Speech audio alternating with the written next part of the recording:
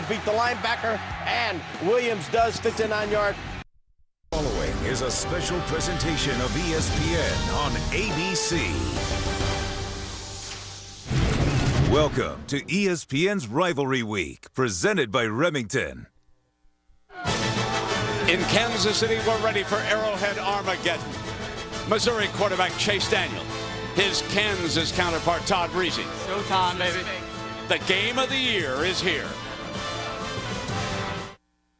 The roots of this rivalry date back to the 1850s, when the Kansas-Missouri border divided north from south. Time has healed that division, but the feelings still run deep. And what was a border war is now a football feud. Now they settle their differences on the gridiron. And never was there more at stake than in their meeting tonight. Take a good look at these teams. A surprise to some, but not to themselves. Never doubting this was their destiny, to be ranked so high this late in November with so much on the line. Like a trip to the Big 12 title game, and maybe the BCS championship down the road. Respect? They both have it, but that isn't their goal. It's to turn the numbers 2 and 4 before their names into a resounding number 1. Kansas and Missouri in prime time on Saturday Night Football.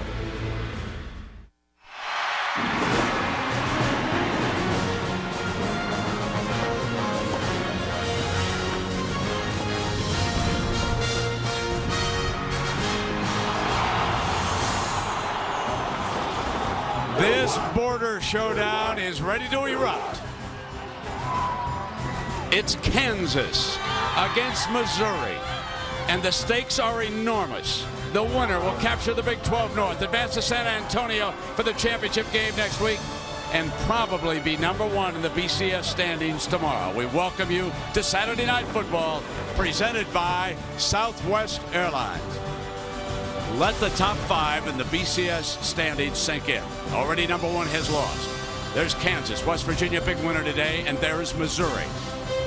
We welcome you to what certainly could be the game of the year. With Kirk Herbstreit, I'm Brent Musburger. Folks, let this sink in.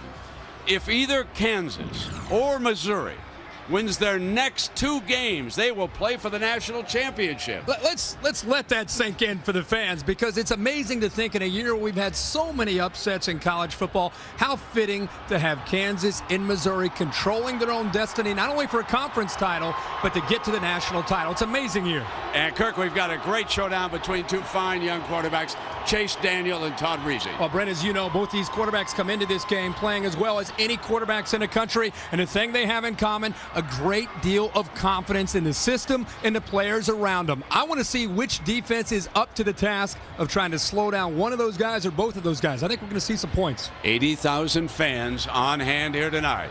And when it's over, one of these 2 schools will be ready to erupt and celebrate.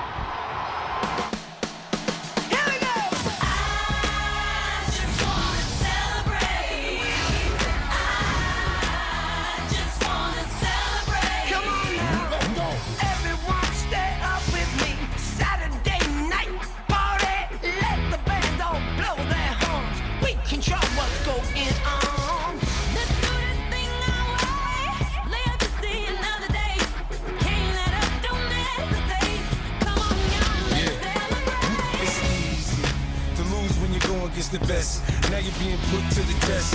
Welcome to the Terror Dome. Now you're on your own. We gon' see who regulates and who gets to celebrate. I just wanna celebrate. I wanna celebrate.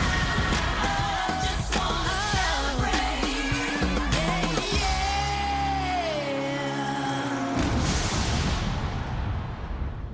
Yeah. You're watching ESPN on ABC. It's the season to shop, and the Red Tags are coming back for the Buick Pontiac GMC Red Tag event. And right now, they're bringing the best values of the season. Look for the Red Tag and get 0% financing for 60 months on remaining 2007 Pontiac, Buick, and GMC models. That's 0% financing for 5 full years on all 2007 cars, light-duty trucks, and SUVs while supplies last. The Red Tag event. See some red, save some green. Masters champ Zach Johnson and Skins legend Fred Couples. Great shot. Tee it up in golf's annual Thanksgiving tradition. The 25th anniversary of the LG Skins game. Tomorrow at 3:30 Eastern on ABC.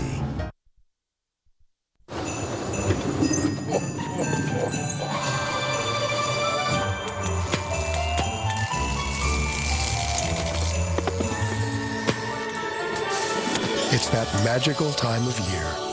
Come to the Mercedes-Benz Winter Event now through January 2nd and test drive the all-new 2008 C-Class starting at $31,975. There's never been a better time to get that Mercedes-Benz on your wish list. Hyundai Clearance has hit Northern California. Save now during your Northern California Hyundai dealers Hyundai Clearance event. Receive 0% APR for up to 72 months on new 5-star crash safety rated 08 Sonatas. Or drive the new 2008 Veracruz, Motor Trend's SUV of the year. Clearance price just $299 a month. All with America's best warranty. Get a free turkey from Save Mart Supermarkets with a test drive. The Hyundai Clearance event of the year at your Northern California Hyundai dealers. For fun on the run, make it a Hyundai.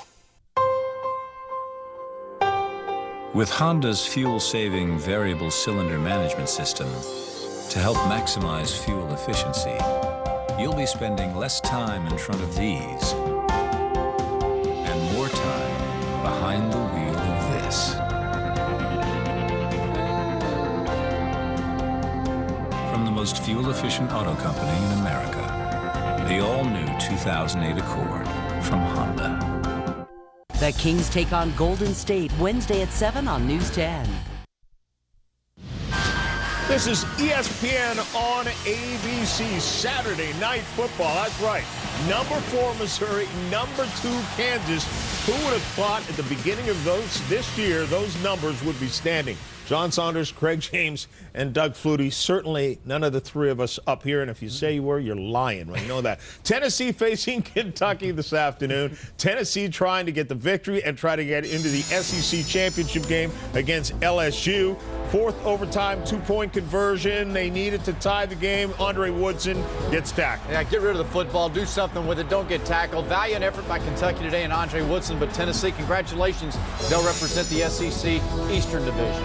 Big East title up for grabs, and guess who grabbed it? Pat White, 24 yards here. It really doesn't matter who's running with the football for West Virginia. All of them were running wild today. Pat White, 186 yards was a season high for him. Even the guys that were backups were coming in and running off 40, 50-yard runs. So West Virginia and Ohio State now are both teams who have BCS berths nailed down. The winner of tonight's game between Missouri and Kansas is going to have a chance to play for one. Imagine you have to win this game, then you have to win the Big 12 championship. A shot at it, you know, and that's what you're trying to do, is just play one game at a time. But this is really a team, I believe, that you're going to find out in Kansas that the discipline that they have on defense is going to come into play for them against Chase Daniel.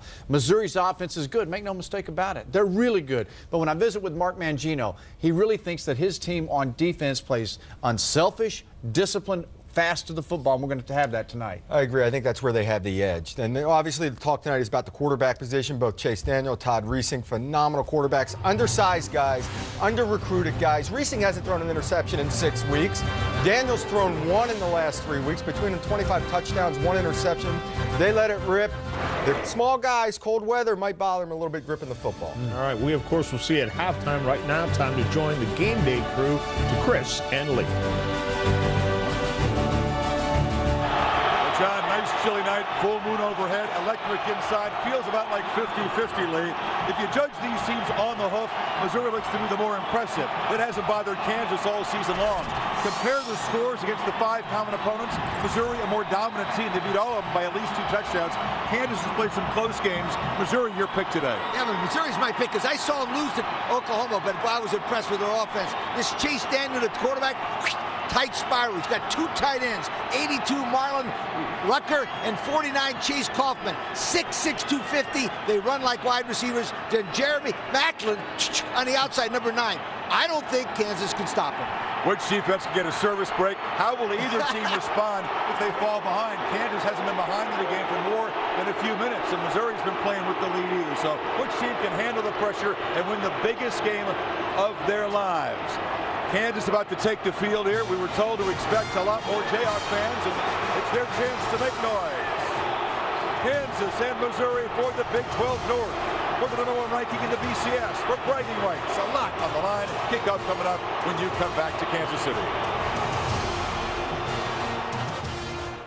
Oh my God. Yes. You know, I'm gonna order two entire steaks. It's all right. Yeah, no, you're gonna. I can't believe you're on 81 Broadway in Brooklyn. Well, I'm glad you guys are taking us along with you.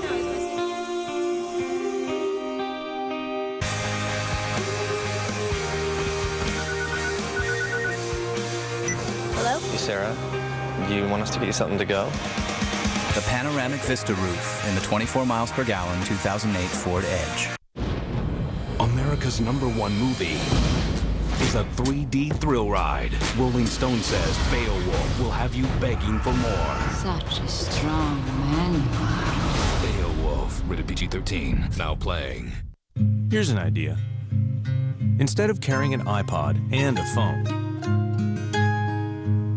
why not carry an iPod with all your favorite music and your favorite movies in your phone?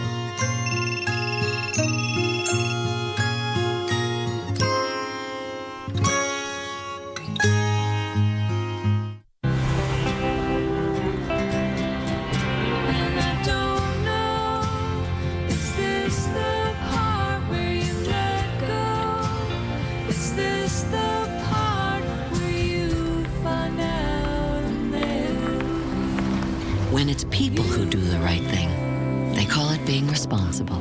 When it's an insurance company, they call it Liberty Mutual. Responsibility.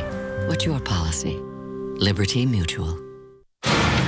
They pick up touchdowns, pick up the bucks, and pick up their teams. Enterprise salutes NCAA student athletes for picking us all up. Pick Enterprise. We'll pick you up. This telecast available on ABC HD, presented by DLP HT DV. It's cold whether it's in high definition or not. We're down into the 30s right now here in Kansas City. Snow flurries earlier today, but it stopped around noontime, and we're not expecting any more. Here's your timeline presented by Sports Authority. How big is this rivalry? 116th meeting, the second longest, and they cannot agree on the series record. We'll cover that story tonight. And the first meeting ever with both in the top 10 and both are in the top 5 here tonight.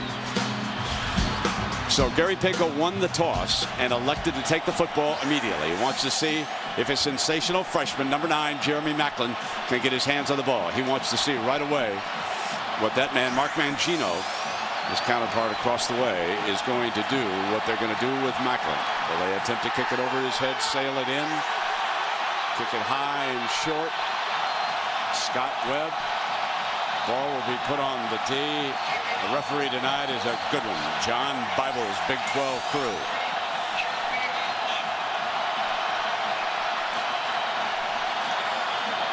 One of the most electrifying freshmen in the country stands back on the goal line.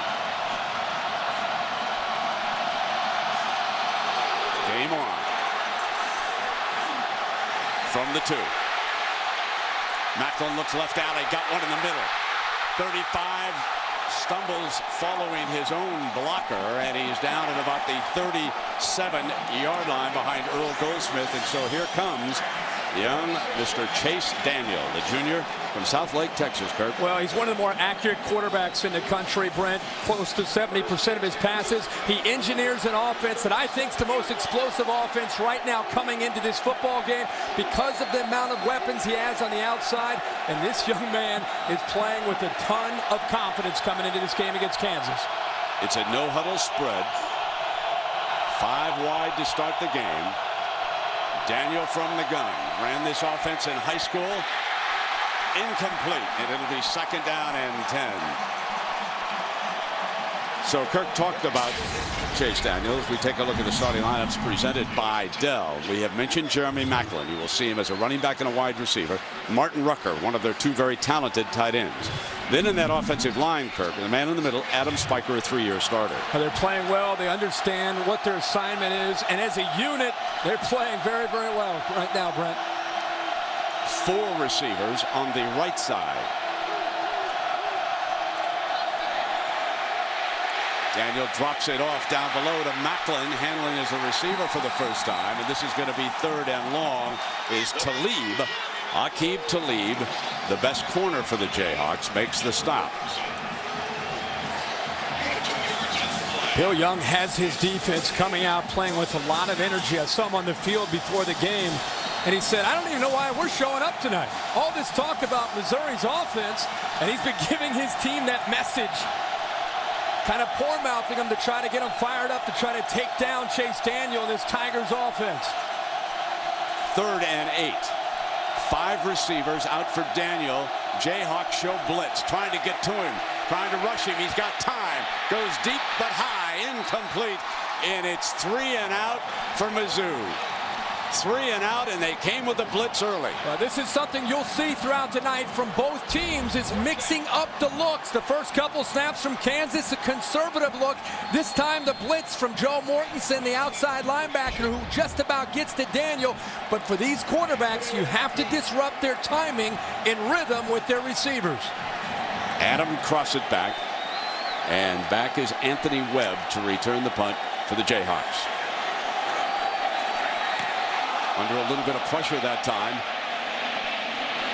Fielded at the 29-yard line and breaks the first tackle, but not the second, and down at the 15-yard line. Jake Sharp, a terror on the special teams, getting down the field, and so too was Brock Christopher. So now, Kirk, we will take our first look at young Todd Reesing here. Brent, you and I saw him just a few weeks ago in Stillwater against Oklahoma State. Everybody talks about how he's undersized, 5'10" or 5'11". Young man has not thrown an interception in 6 games. It gives you an idea how much rhythm that he has in this Kansas offense and the way they're playing. He checks over at the sideline. They too go without a huddle. Trying to pass along the signal. This is one of the noisiest NFL venues in the country. Option play. McAnderson takes the pitch. Nothing doing. And our Dell Computer Kansas offense, Kirk mentioned. Young Reesing and Brandon McAnderson touches the ball, but keep an eye on number 86, Marcus Henry, exploded in Stillwater the night we had him. Anthony Collinskirk is back at left tackle tonight. He's the leader up front. He missed the Iowa State game a week ago. I think more than anything, just trying to rest him to get ready for Missouri. He's the leader. He'll have to play well at left tackle. You'll see this a lot from Kansas, looking over to get the call. First pass is juggled, incomplete. The linesman right there. Dexton Fields was the intended receiver. He's the junior from Dallas. You got to remember, these teams are in uncharted waters as far as the excitement and the build-up of this game. And anytime you have so much pressure on these teams, it's not shocking to see a little bit of nerves. They need to work that out here in these first couple series. Let's see how Kansas does now on 3rd down. 3 receivers and a tight end on the left side next to the tackle. Reesing throws back in underneath to Dexton Fields, and he's short of the first down. So here comes the punt team, and it's 3 and out for the Jayhawks. Again, nice to see these defenses. They've heard all week about the 2 quarterbacks, and this time in the first series for both defenses, they step up and force the 3 and out. So here comes young Macklin. He's caught a pass, and he's returned the kickoff. Let's see what Kyle Tucker can come up with. Field position going to be huge in this game. Macklin signals fair catch at the 37-yard line. Underway in Kansas City, a neutral site, a Kansas home game for the championship, Big 12 North.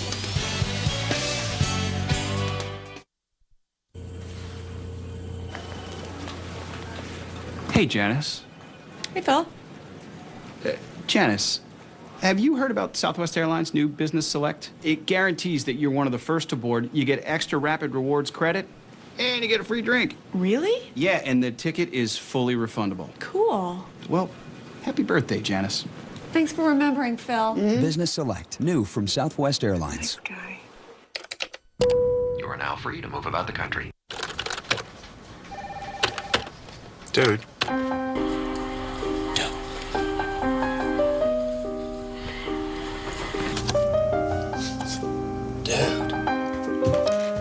Dude.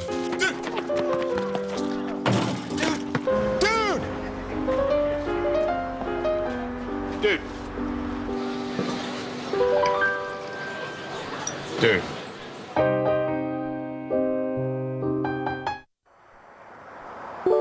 Play artist Smashing Pumpkins. That's the sync system. Voice activates MP3s, cell phones. Do that again. Play artist Tiffany. Play artist Michael Bolton. Play artist Korn.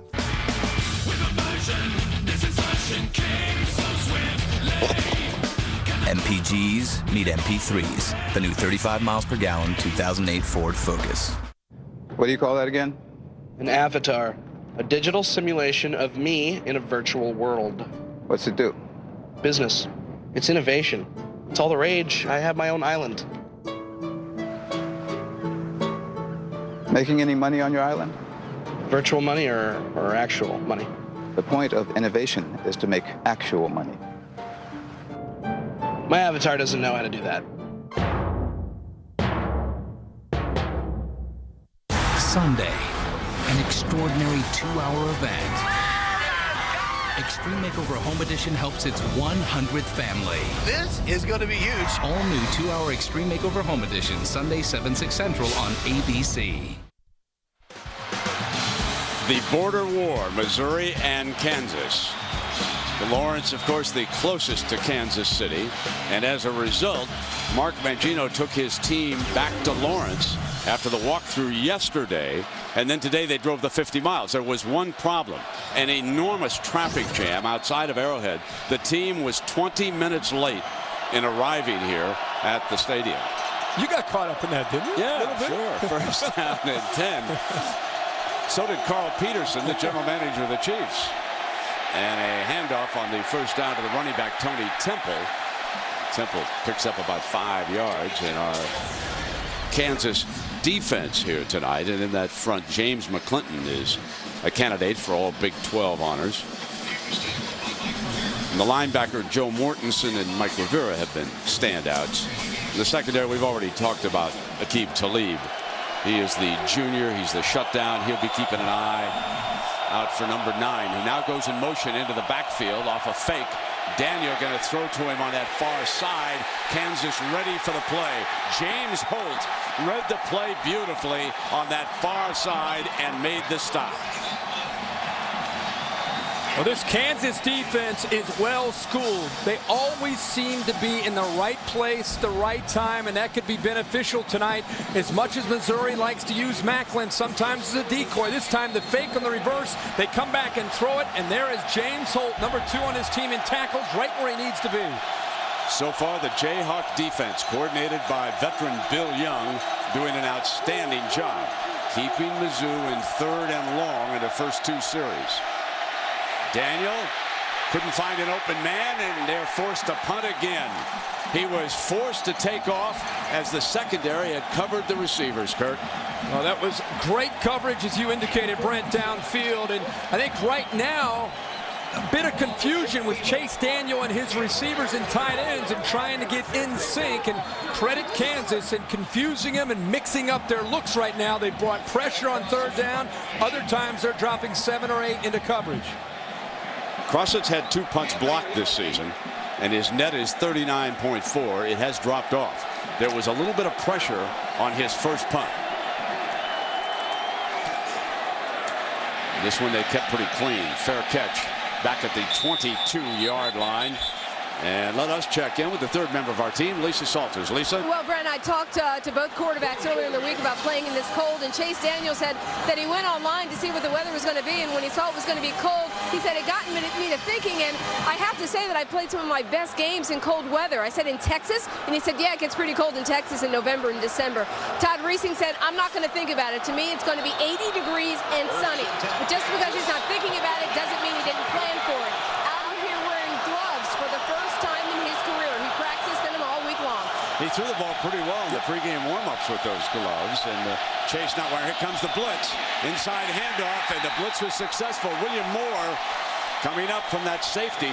When Pig Brown was injured and lost for the season, Moore had to pick it up, and he's had a huge year. Well, William Moore in the nickel package with 5 defensive backs will come up, and the reason they've moved him in to where Pig Brown was is because of his versatility. He loves to blitz. He can cover.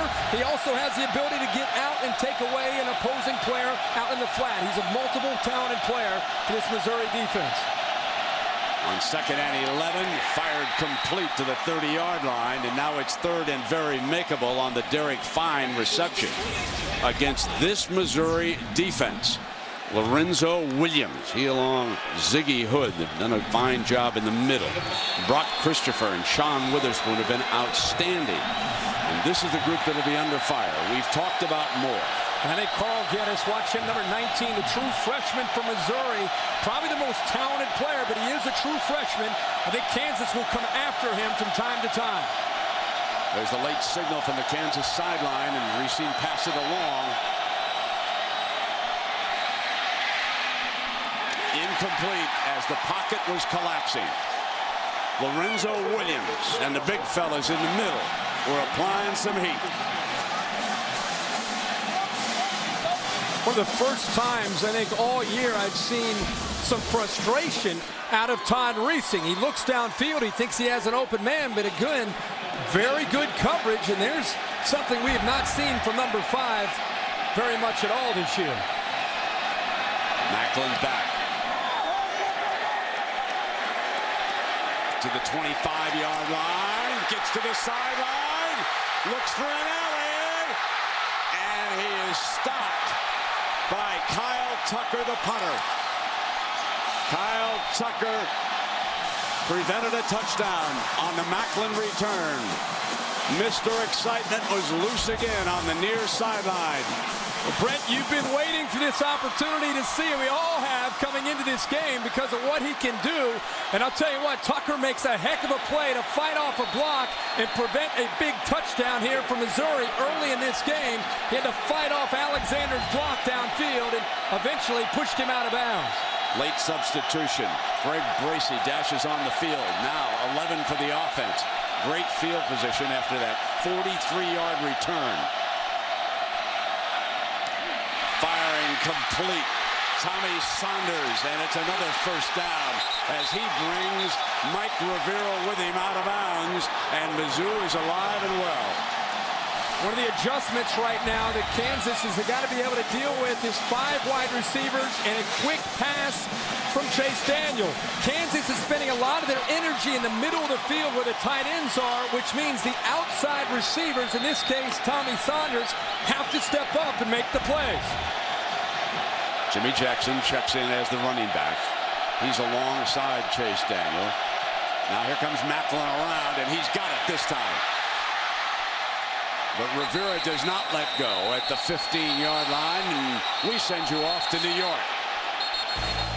Hi there, Matt Weiner here in New York. I'll let you know what's happening around the country throughout the game. In this Taco Bell update, Tim Tebow with his last chance to impress Heisman voters, and boy, is he impressive. A new single-season total offense record for Florida. 5 touchdowns tonight as the Gators are rolling it up on Florida State. Auburn leads early in the Iron Bowl 7-0 on a Lynn Tate touchdown run. And here we are scoreless. 8 minutes to go in the opening quarter. 2nd down and 5 after a splendid punt return.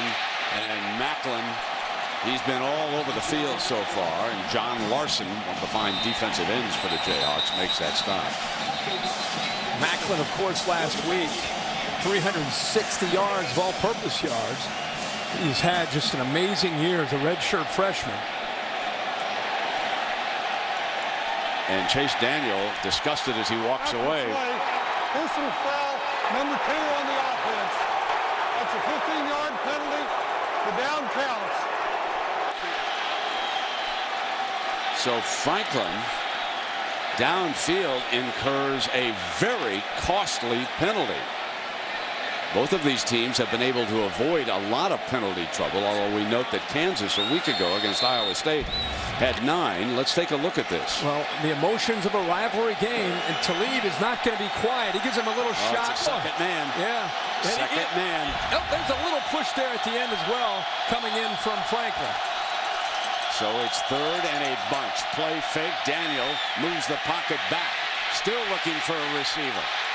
Looking downfield, has to drop it off well short of the first down. And a splendid tackle that time by Sadiq Mohammed. So Mohammed yanks down Denario Alexander on the play.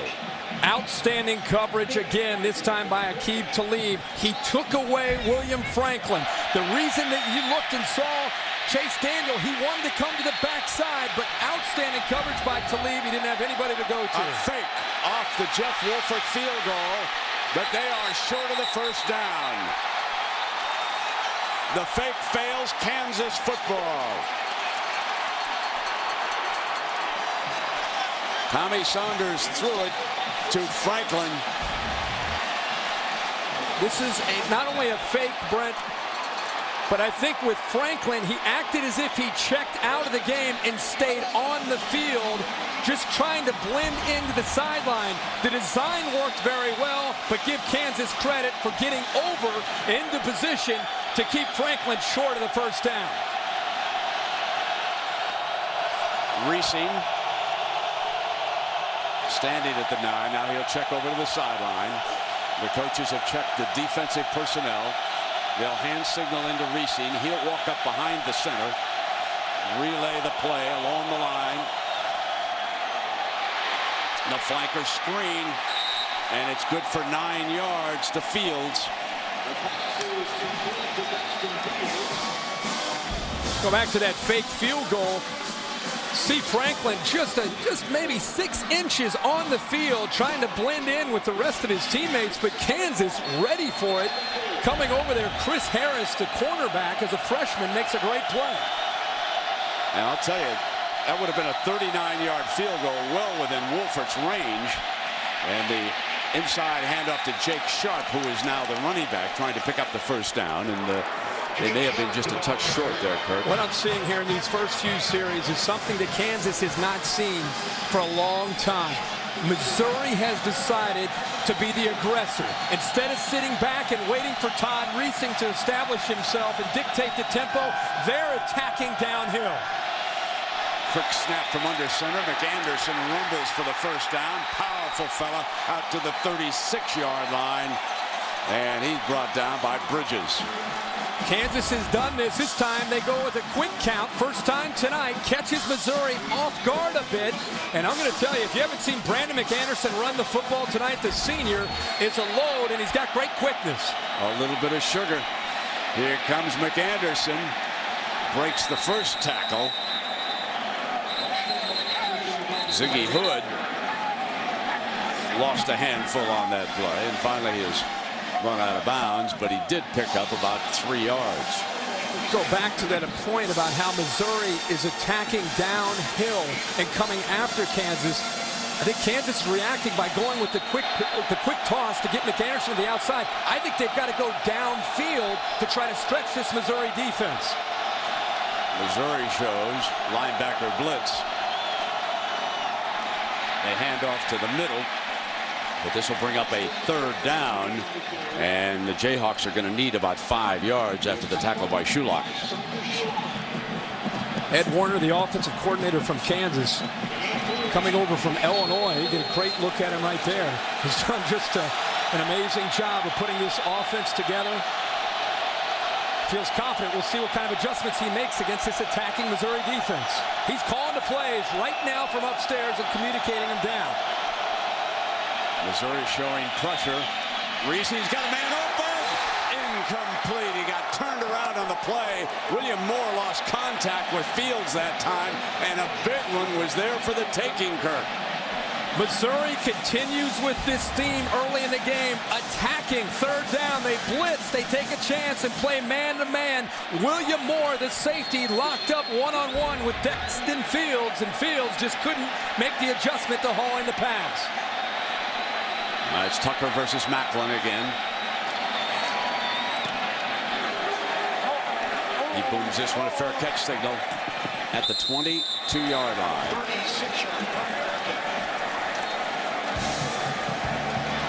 A tense game for the Big 12 North Championship between ancient rivals, Kansas and Missouri.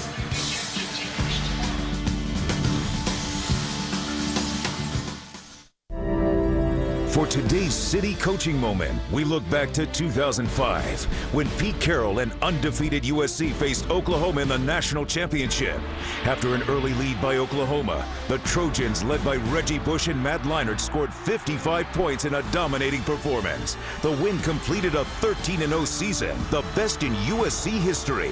The Trojans were the second team ever to be ranked #1 wire-to-wire, cementing Carroll's legendary status.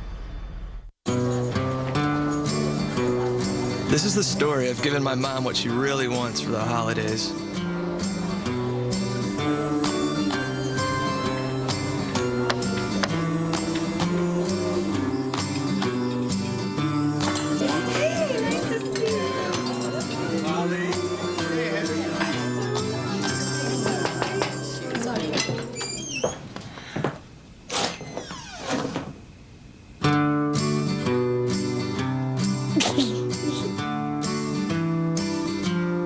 I don't know if she was more surprised at what I got.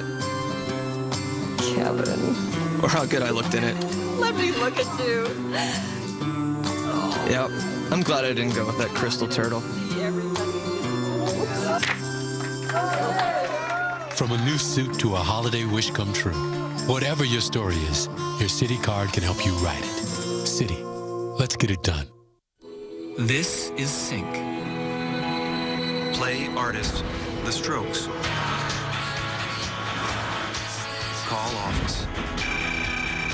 Good afternoon, Harrison Baxter. Shuffle on.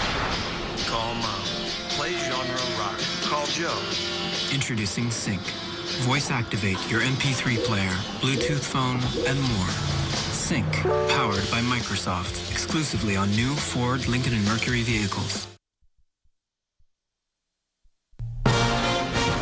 Saturday Night Football on ABC, presented by Southwest Airlines. With Southwest Airlines' convenient nonstop flights, it's like having your own company plane. Visit southwest.com. The Ford Edge, spirit of a sports car, versatility of an SUV. Verizon Wireless. And Allstate, proud sponsors of college football. Are you in good hands? And as soon as ABC and ESPN finish here tonight, CBS moves center stage. They have to get ready for tomorrow's noon kickoff Central Time, the Chiefs and the Oakland Raiders. So there'll be a quick turnaround. This crew will work through the night here. Now Chase Daniel taking over, and 4 receivers to the top. Confusion. Timeout was called, I believe, and the timeout, Tony Temple was waving his hands, and he called timeout. Kirk, I want to go back to something. I just checked about Gary Pinkel. I want to ask you. I just checked with George Hill, a stats man. I was pretty sure it was 4th and more than 10 on that fake field goal. It surprises me in a game of this magnitude and this intense that a coach with a very good field goal kicker, now make no mistake about that, that man has not missed this year in Big 12 play, wouldn't go for a 39-yard. Were you, or what do you think? I was with you. I was surprised. Just it's early in the game, a rivalry game, so much at stake. You'd think he's maybe going to take the points there because he has a kicker more than capable of being able to make that kick. But if you look at Gary Pinkel, he's a bit of a risk taker. I mean, part of getting to this game and being in this position, he's willing to take some chances. So it's within his character to take that risk. But we'll find out if this ends up backfiring. They did get the football back to Chase Daniel. A good point on that. If that's his MO, why not? 1st down and 10 with 4:28 to go here. Daniel backed up. Here comes Temple, the running back, through the middle. Big hole, gashes for a 1st down. This is what you have to be aware of with Missouri. They get in 4 and 5 receiver sets, but they can also get physical and run the football. Curtis Gregory, Colin Brown lead Tony Temple right up into the middle, and they have no problem creasing a defense if you spend too much time worrying about Chase Daniel throwing the football. All on the 34-yard line for Daniel and the Tigers. And blocking assignments broke down completely on that play as James Holt, the linebacker, shot the gap, and number 12 almost beat the football there. Brent, you're all over it here. James Holt, aggressive Kansas defense right in the middle. He's going to come right through the center, and the right guard, a little bit of a mistake this time by Gregory. Gregory, the right guard, turned to his right, and it allowed Holt to shoot right through that gap between the guard and the center, right in the middle of that defense. Well scouted on that zone blocking scheme. His speaker never saw him as he zipped through either, did he? Second down now, and Daniel has much better protection this time and fires for the first down. Alexander. Now this is more like Chase Daniel getting into rhythm. The game's now, he's probably starting to settle down. A lot of attention being paid to Macklin as he comes in motion, and he goes behind Chase Daniel, and it opens it up very nicely right in the middle of that defense to a very talented receiver in Alexander. Ready to go from near midfield. Temple again, and Temple gashes again. Run out of bounds on that far sideline, but not until he crosses the 30-yard line for a 22-yard gain. Well, when Tony Temple is in this game, he's not only physical, he has patience like all great backs have. And this is a good job by the offensive line of getting the Kansas defense on their heels and pushing them to the sideline. And it opened it up for Tony Temple to shoot through there. And all of a sudden, Missouri's offense starting to create that momentum. Look at the bunch there at the bottom of your screen. Look at the four diamond. But he fires back where he's got one man out on the left side, and that's Bill Franklin, as we send you quickly to Matt in New York. All right, Brent, the winner of this game gets Oklahoma in the Big 12 championship next Saturday night at 8 Eastern. Oklahoma quarterback Sam Bradford's our nominee for the AT&T ESPN All-America Player of the Week after 4 touchdowns and a new bowl subdivision record for touchdown passes by a freshman.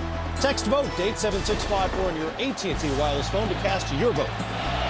Jackson checks back into the Missouri backfield. Here's a double reverse. Alexander coming around. First down. It looked ugly for a couple of seconds, but he made the most of it before Rivera was able to attack Denario Alexander. Macklin again comes in motion. You're seeing a lot of this. He picks the football up. Almost a great play that time by the linebacker Holt, who's got in there, but it's just Alexander. It's well defended by Kansas, but Alexander's athletic ability allowed him to snake through the defense to pick up a first.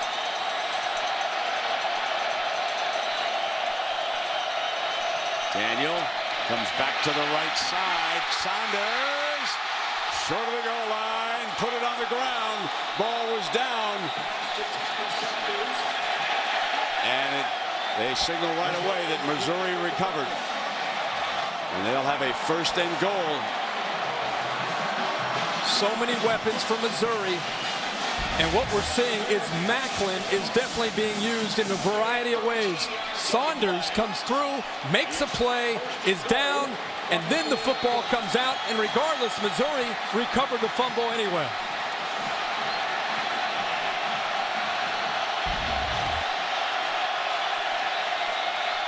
Daniel signals to his wide receivers out wide. Brings Franklin in closer on the right side. Goldsmith is the running back. Goldsmith is stopped. Thrown for a loss on the play. A little pushing and shoving.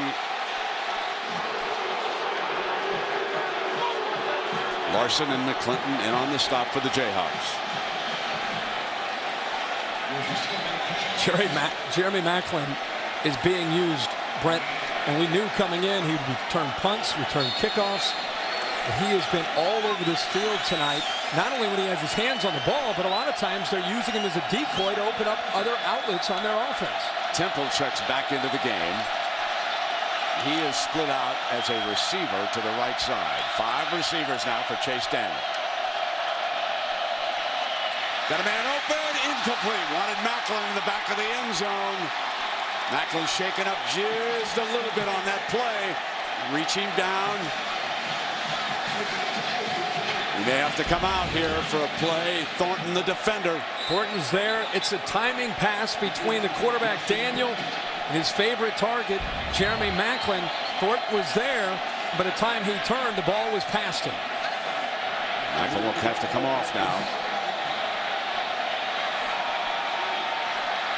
The freshman sensation, Jeremy Macklin from Kirkwood, Missouri. He's a redshirt freshman. In case you have not heard his story, folks, blazing speed, blew out a knee prior to last year, which would have been his true freshman year. Comes back this year, and he's had a sensational campaign. Broke the all-purpose record for freshmen. Brent, remember the tight ends and the size advantage at 6'6" against this Kansas defense.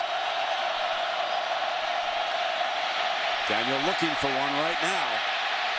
Gonna have to drop it in underneath to Temple. The running back goes for the end zone, reaches for it, and down at the 1. The field judge right there says he's down at the 1 to leave. Making the stop. Great coverage here by Kansas, but how about the poise by Chase Daniel? Buying time, and then eventually he finds Temple, and there's the tough physical running again from Tony Temple. He almost gets it into the end zone. Saunders made a key block on that play. So here's a 4th and goal coming up. No hesitation, Mizzou going for it here on 4th and goal. Diving end zone, touchdown Missouri. Martin Rucker, number 82, scores the evening's first touchdown.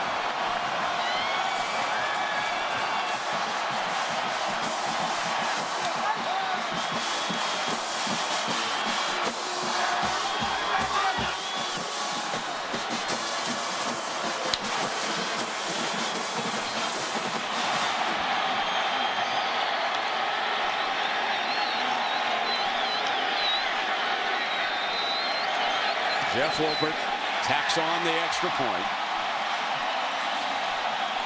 82 consecutive combined kicks now for Wolford. A touchdown on 4th and goal. Chase Daniel, reason to celebrate, young man. Hey, what you eating on?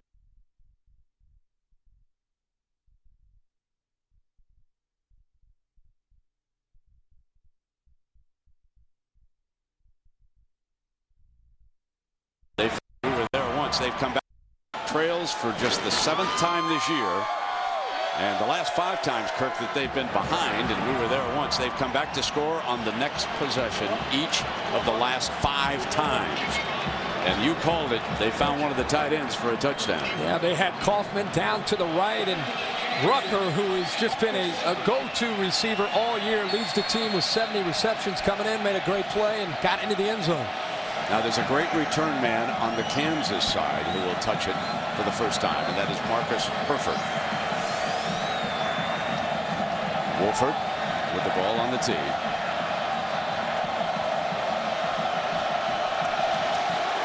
They're going to kick it short and high. They're going to pooch it to the 30-yard line.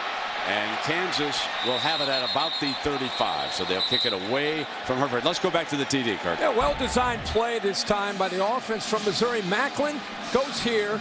Alexander goes here. And here, of course, is the tight end Rucker who comes underneath. What I want you to see, this is just a rub route with the receivers. They almost just set up a wall here and allows Rucker to come right in here and make the catch. Good concentration with the traffic and a nice touchdown for Missouri. So far, folks, the story of this game, the domination by the Missouri defense. They've given up no points and only 42 yards to this high-flying Kansas offense. Advantage early to Mizzou's defense. They collapse the pocket. McAnderson, the running back, but that's only for about a yard. So again, Kirk, advantage Tiger D. Well, right now we're seeing Missouri. They are not intimidated by Todd Reesing. They're coming into this game and they're saying the last time a defense pressured Kansas was Kansas State about 7 games ago. And Kansas State created turnovers against Reesing, and they came in tonight to go after Reesing and make him prove that he and his offense can make the plays. Into the first quarter in ESPN Saturday Night Football, presented by Southwest Airlines, returns after this message and a word from our ABC station.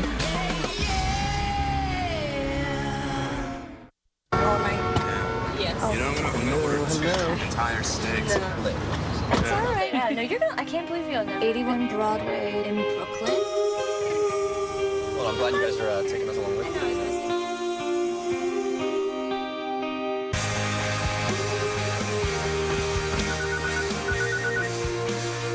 Hello? Hey, Sarah. Do you want us to get you something to go? The panoramic Vista roof in the 24 miles per gallon 2008 Ford Edge. Do you this season? Hi, I'm Alicia Malaby. 4,500 acres are burned in Malibu and 35 homes destroyed. Firefighters are making progress. For more information, go to news10.net.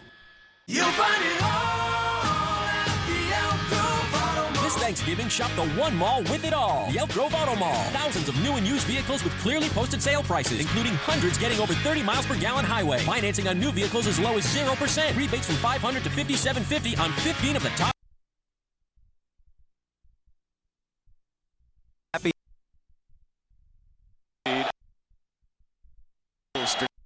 Living Green with News 10. It was the late Lamar Hunt's dream to bring these two schools together to play here in Arrowhead Stadium in Kansas City. 80,000 on hand. This is the first of a 2-year contract. Next year, it is a home game for Missouri. Each school tonight guaranteed $1 million by the Chiefs. 7-0. Missouri leads it as we start the second quarter. Young Reesing going deep downfield. Got it to the 25-yard line. He finds Kerry Meyer, last year's quarterback, and now a wide receiver for 40 yards. This is exactly what Kansas needed to do to get Todd Reesing and his offense going. I continue to talk about Missouri attacking a blitz again. Safety comes down, Del Howard, and replacing behind him is Kerry Meyer, who the former quarterback shows great hands. Nice throw that time by Reesing. We'll see if this gets him going into rhythm. Play fake McAnderson, end zone, picked off, intercepted by Moore, his 7th interception of the season. The All-American safety does what he's been doing all year since the injury sustained by Pig Brown. He snuffs out a Kansas scoring drive. Brent, William Moore proving week after week that he's a ball hawk. Missouri not slowing down. They're still coming after Todd Reesing despite the big play by Meyer. And for good reason. William Moore one-on-one coverage steps underneath Dexton Fields and shows tremendous athletic ability to be able to make that catch.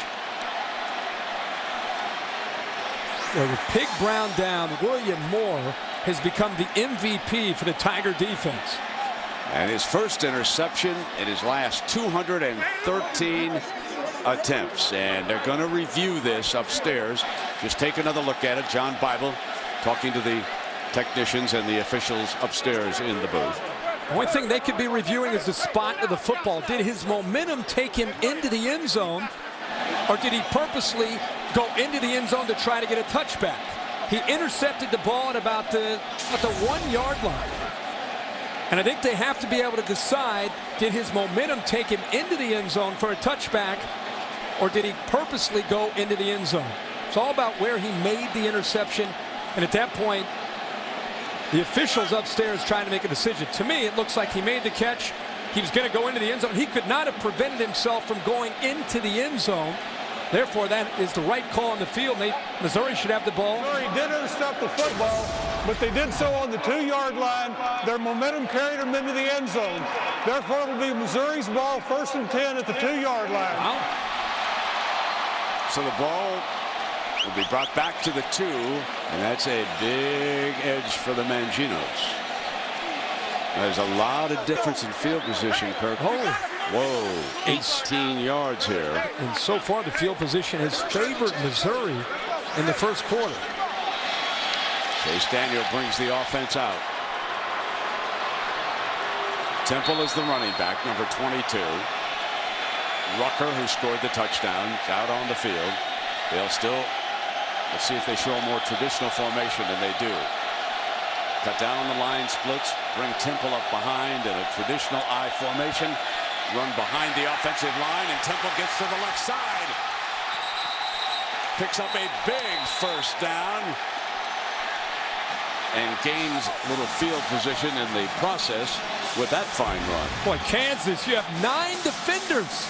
9 defenders up in this boxed area. You know Missouri's going to run the football. You got to expect that he's going to bounce that to the outside. A poor angle that time by the safety, Stuckey, allowed Missouri and Temple to get the ball to the outside, and all of a sudden they've got better field position. Temple has rushed Kirk for 58 yards. And they bring his backup, Jimmy Jackson, in, and they are gashing this Kansas defense with the run here tonight. If it's not Temple, it is Jackson reeling off big yards. The line right now for Missouri setting the tone. This time it's Madison Llewellyn pulling around from the left side on a counter and opening it up for Jimmy Jackson. And Jackson, much like Temple, showing great patience before exploding through the hole. And just like that, Missouri's at the 36-yard line after 2 run plays. Starting back on the 2-yard line. False start. You could see that line starting to pull back. Just lobbying for the fact that they were in the neutral zone on the defensive side.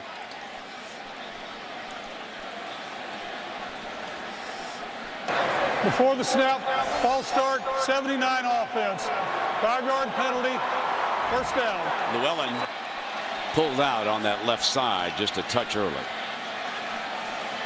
It's the thing that is so amazing about Missouri is you kind of get caught up in Chase Daniel in the 5 wide receiver sets, and you don't realize that they average 172 yards a game running the football. It's a very balanced attack that you constantly have to be aware of. Temple's in the game, and he goes over to the right side of Daniel. He gets the handoff, and he's found daylight over on that left side.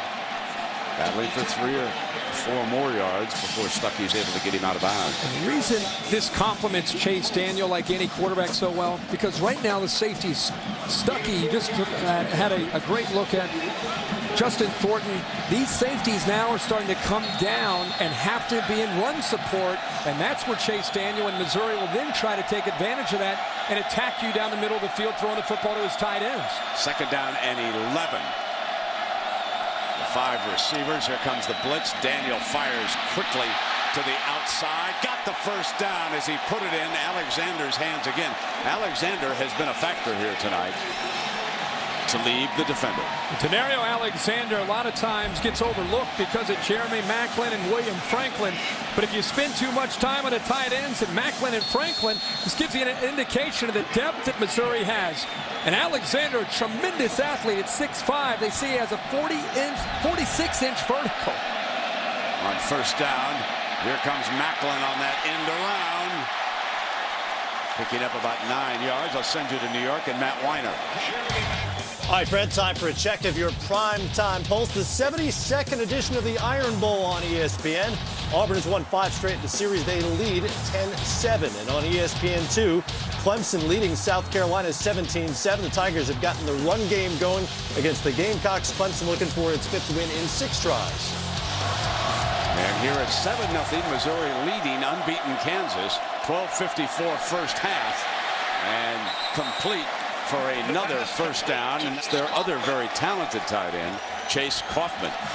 Their tight ends came into this game number 1 and number 3 as far as receptions on the season. And Rucker is 70 receptions coming in. He already scored a touchdown. Chase Kaufman, and both these guys are 6'6". What a mismatch against any defense that they ever would go up against. Jackson continues as the running back. Here comes a blitz. They blitzed it perfectly. Down at the 45-yard line, James McClinton has had 11.5 tackles for a loss. Now, there are your 2 talented tight ends. Yeah, Rucker and Kaufman both come into this game having not only brilliant seasons, they've had wonderful careers in Columbia. And the one thing that I've noticed is watching Kansas, they're aware of those tight ends, but they're being attacked in so many different areas, it's hard to lock in one spot to stop Missouri. Here's your 2nd down and 17. Flanker screen to Franklin, and he's down at the 40-yard line, not even back at the original line of scrimmage. And this will bring up about a 3rd and 12 here. And Larson, John Larson, makes the stop for the Jayhawks. This gives you a chance, but it's not a guarantee against Chase Daniel. You get him to 3rd and 12, and all of a sudden, you have a couple choices.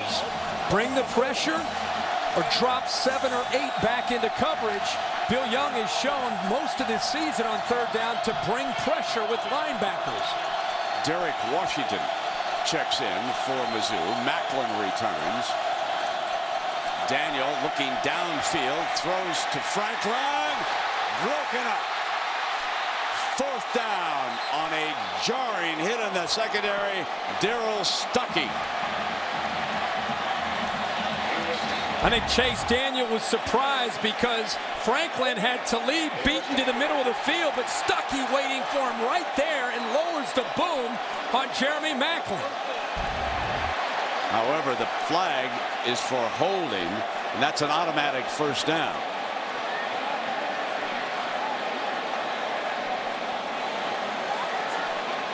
So it would have brought up a 4th down, but defensive holding called on the play. And this will give the Tigers a 1st down at the 30-yard line. So all season the Jayhawks under Mangino avoid the costly penalties, but here tonight this one hurts.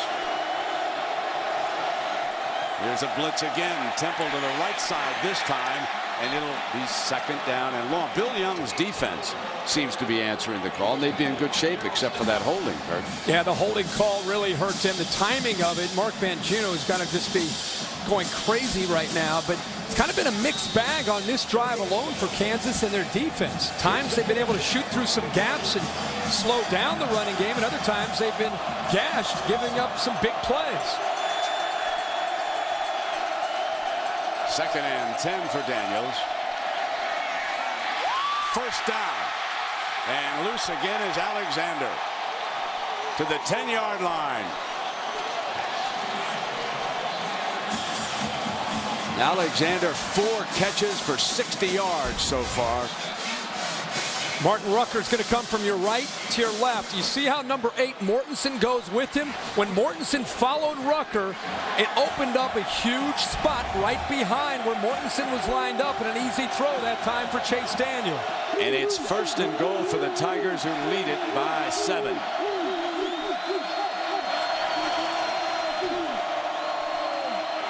Daniel hands it off to Temple. He loses about a yard on the play, and James Holt, the linebacker, makes the stop. Remember, this drive started back at the Mizzou 2-yard line after the interception. Kansas threatening to score.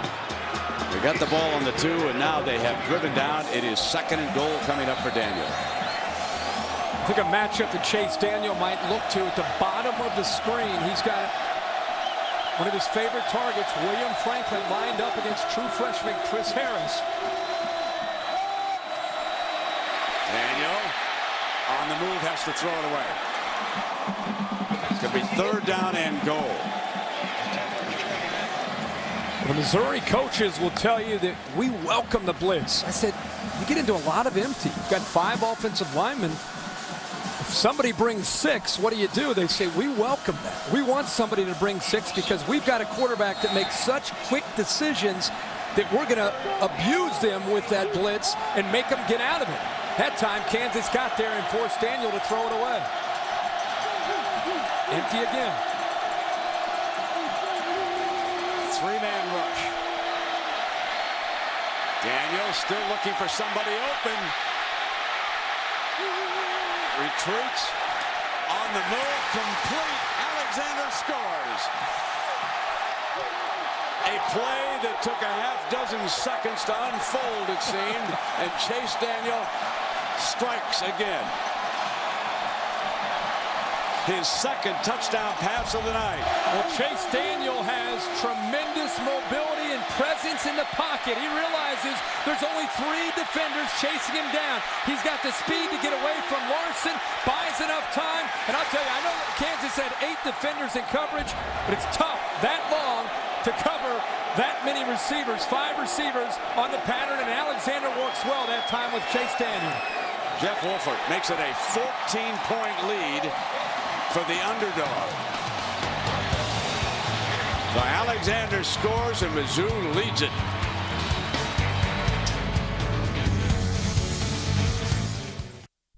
Okay, everybody, I'm sending you all across the country to visit our top clients. Bob, you're going non-stop Southwest Airlines to L.A. Great. I love Phoenix. Me too. It rocks. No, this particular flight doesn't stop in Phoenix. It goes straight through to L.A. No stops. No, it's non-stop, meaning it doesn't stop. In fact, each of the flights you're taking is non-stop. Philadelphia, Houston, Chicago. How many stops? Southwest offers more non-stop flights than ever to the places you want to go. I'm sorry. I thought I heard you say no stops. I did. I know. You are now free to move about the country. And Gleason recovers a fumble in the end zone. That's his first career touchdown.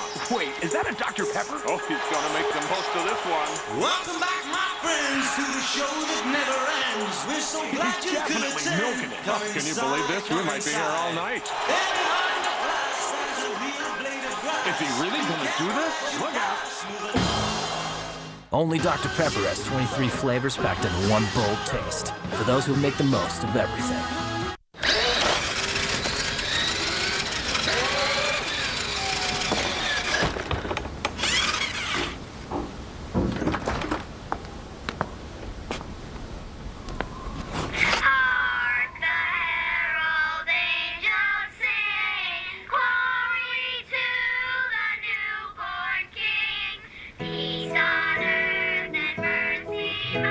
This holiday, don't just buy stuff, do stuff. Like spread some joy.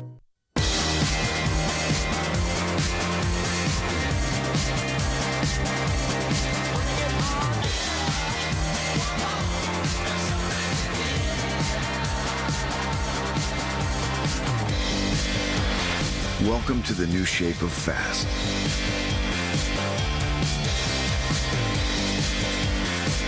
Introducing the new Pontiac G6 GXP Street Edition. Pontiac, designed for action. Hi, it's me at the Newly. Remember me? Have you seen my parents? Because they're supposed to be here. Oh, they left me a note. We are moving from 9:30 to 9 o'clock. I gotta go. Samantha Who moves to its new time, Monday at 9, 8 Central on ABC. We are back, 9:21 to go in the first half. Unbeaten Kansas trails once beaten Missouri by 2 touchdowns, 14-0. And the last time that Missouri kicked off, as Alexander scored their second touchdown, but the last time they kicked off, they stayed away from Hereford. They kicked it high and short with a pooch kickoff, which would seem to be the strategy. Hereford is back on the 4-yard line, one of the nation's leading kickoff return men. And we'll see if Missouri continues to kick it short here.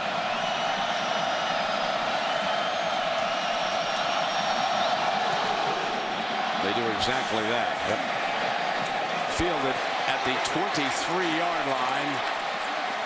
And that'll be where young Reesing after McAnderson field that. Let us go to New York, and here's Matt Weiner. Matt. All right, Brett, this Sports Center Minute is powered by Vizio. West Virginia ran all over Connecticut to win the Big East title today. Mountaineers racked up 517 yards on the ground in a 66-21 win. They're in great position for that BCS title game. And Virginia Tech beat Virginia to win the Commonwealth Cup. More importantly, the Coastal Division of the ACC. They'll take on BC in the ACC Championship. And here, Reesing on first down, flips it out, and for a short gain is Dexton Fields. And we welcome the general manager of the Kansas City Chiefs, Carl Peterson. And Carl, you were telling me what a long dream this was of the late Lamar Hunt to bring this game here to Arrowhead. Tell us about that. For over 30 years, he wanted to host this great rivalry. When I came here 18 years ago, he said, "Do you think we can get it done?" We stayed with it and persevered, and this is what we see, which is couldn't have come better at a better time for both teams and for Kansas City. Here's second down and 1 now for Reesing and the Jayhawks downfield. He's got his first down, Kirk, at the 35. Well, you're kind of waiting for something to get Kansas going, to spark this team. Remember, they have not trailed much at all this whole season. We're really going to find out if Todd Reesing is the leader that we think he is. He gets pressure, he puts the ball up, and Briscoe, the young freshman, makes a nice catch for a big gain. And that's his first catch of the night. 8:30 here in the half. McAnderson battling for a couple of yards. And Carl, this is going to be a tough turnaround for the Chiefs. You've got to kick it off tomorrow at noon.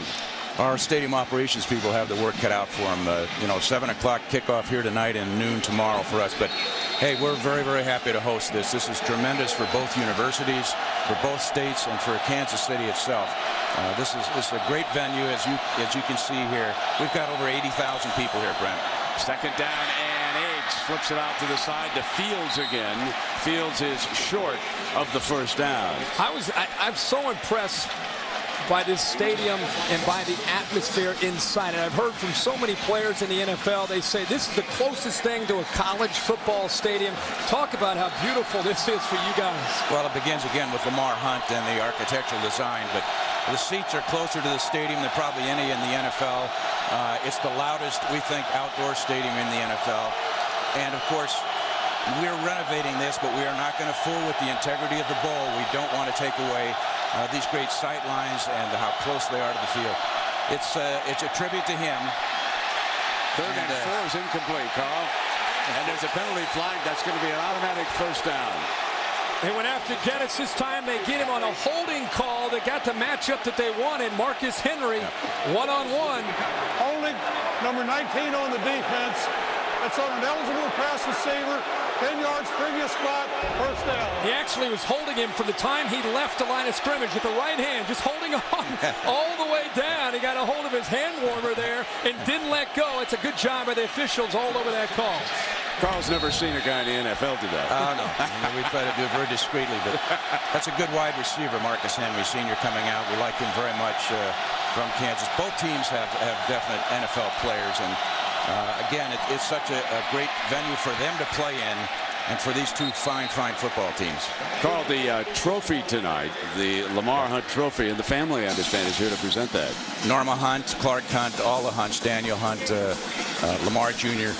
This, again, was something that he wanted so dearly, and both schools felt it would be appropriate that the winner of this game, and we're going to host it again next year, will get the Lamar Hunt Memorial Trophy.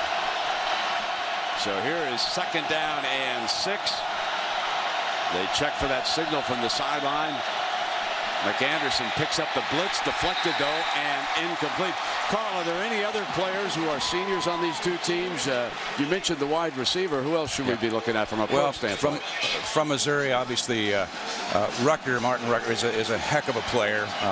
We don't need a tight end right now, but we will in the future. Tony Gonzalez is very good. The little running back, I really like him. Tony Temple, he's a Kansas City person and a fine player. That both teams, like I said, they're gonna have NFL players and continue to have that because of Mark Mangino and Gary Pinkel and the fine job they've done with both of their their schools and the support that they get. Here's your third down and 6. Fire incomplete, and it brings up a fourth down. And Mangino deciding whether to get a field goal. He sends that unit out onto the field here to get something up on the board. Got to come up with some points. Yep. Third down, we just haven't seen Kansas make these kind of mistakes, but they definitely need to get the points. What's amazing is two great offensive scoring teams. Yeah. And it's only been 2 touchdowns tonight. But that's usually how it is. Scott Webb to attempt a 33-yarder. Off to the right. Off the upright and no good. So far, Gary Pinkel has had things going his way. Carl, we want to thank you.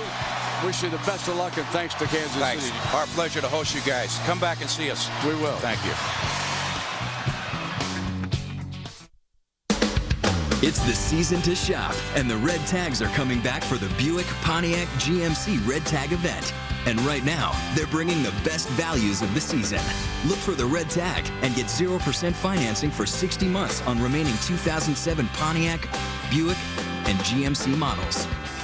That's 0% financing for 5 full years on all 2007 cars, light-duty trucks, and SUVs while supplies last. The Red Tag event. See some red, save some green.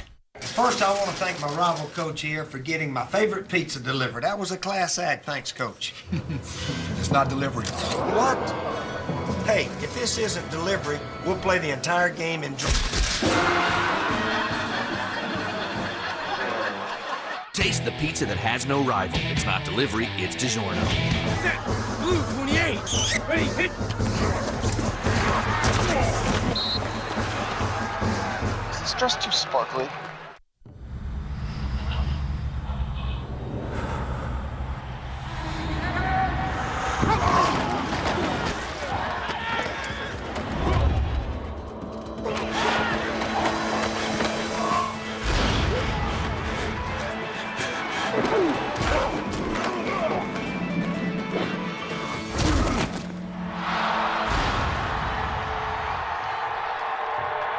Sports Authority, dedicated to the dedicated.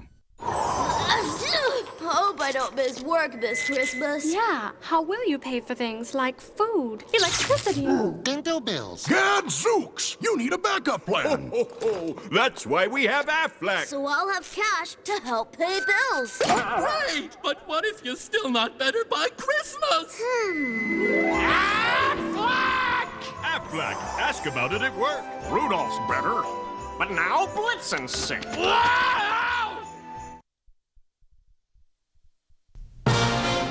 Saturday Night Football on ABC, presented by Southwest Airlines. With Southwest Airlines' convenient nonstop flights, it's like having your own company plane. Visit southwest.com.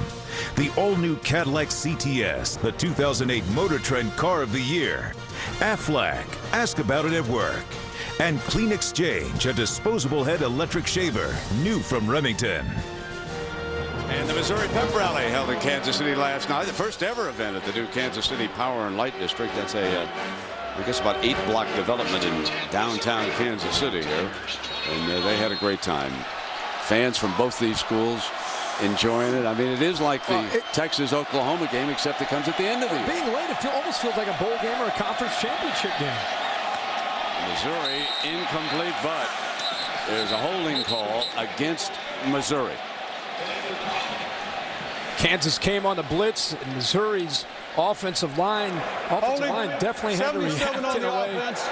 10-yard penalty. Repeat first down. Caught off guard here. Speaker, the center, had no other choice but to try to lock on to Mike Rivera, who came right through the middle.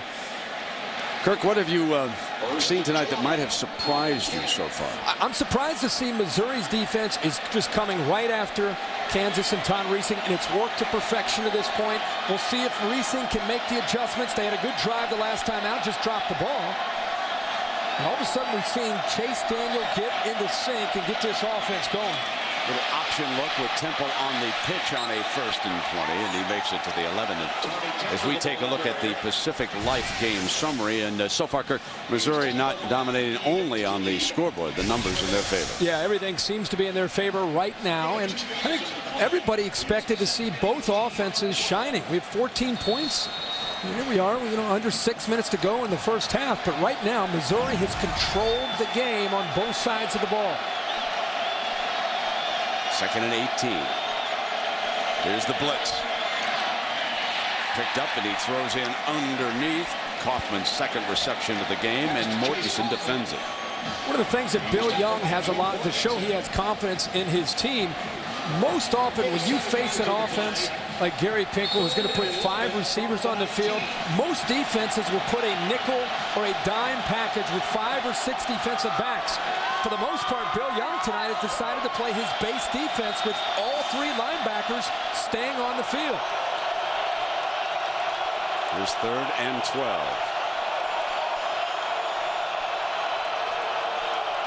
Kansas coming again. Throws for the first down. Martin Rucker, who caught the first touchdown pass of the night.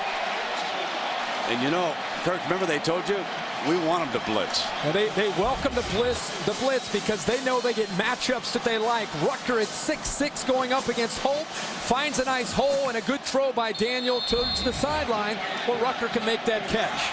So on a 1st and 20, they pick up a 1st and 10 at the 35-yard line. Got the sideline, had a man wide open, was Tommy Saunders. Chase Daniels starting to pick this secondary apart. He sure is, and this time Kansas sitting back and playing zone. There's a corner up to the right who comes up to take away the running back and opens it up right behind that defensive back to Tommy Saunders. Great recognition and a quick decision there by Chase. Chase Daniels thrown 2 more touchdowns. Temple's in trouble. Brilliantly escapes to the 40-yard line after it looked like he was going to lose ground. Fine run. Tony Temple brings so much life to this offense because he is so physical as a runner. And as I said, Kansas came into this game fundamentally sound, known as a good tackling team. They're in position in many cases to make a play. They just can't bring Temple down. Temple Off to the left of Daniel. Here comes the reverse. Temple keeps it. It was the reverse look that time, and I think you saw a picture of Macklin being jarred as the defender bought the fake on it. Kansas, first thing most people are watching this game and maybe seeing Kansas for the first time, maybe they're saying, hey, they're 7th in the nation coming into tonight, stopping the run. But guys, they've never seen an offense like this. They're getting exposed. They've never seen this kind of talent tonight already in the first half, allowing a lot of yards on the ground. See if Kansas can try to right the ship here and start to get more physical up front. A 3-man rush on 3rd and 4. Now they show 4 coming with a late blitz. Franklin short of the first down marker. Very well defended as Chris Harris came up and made the stop. He was tackled by Chris Harris. Against Missouri and their 5 wide receiver look, you have to have the ability to be able to make plays one-on-one and tackle in open space. That time Harris, for a young man, stepped up and kept him short, and they'll go for it here on 4th. So Temple comes back into the game. He's to the right of Daniel. Daniel checks over to the sideline. There's the 2 tight ends also on the right side.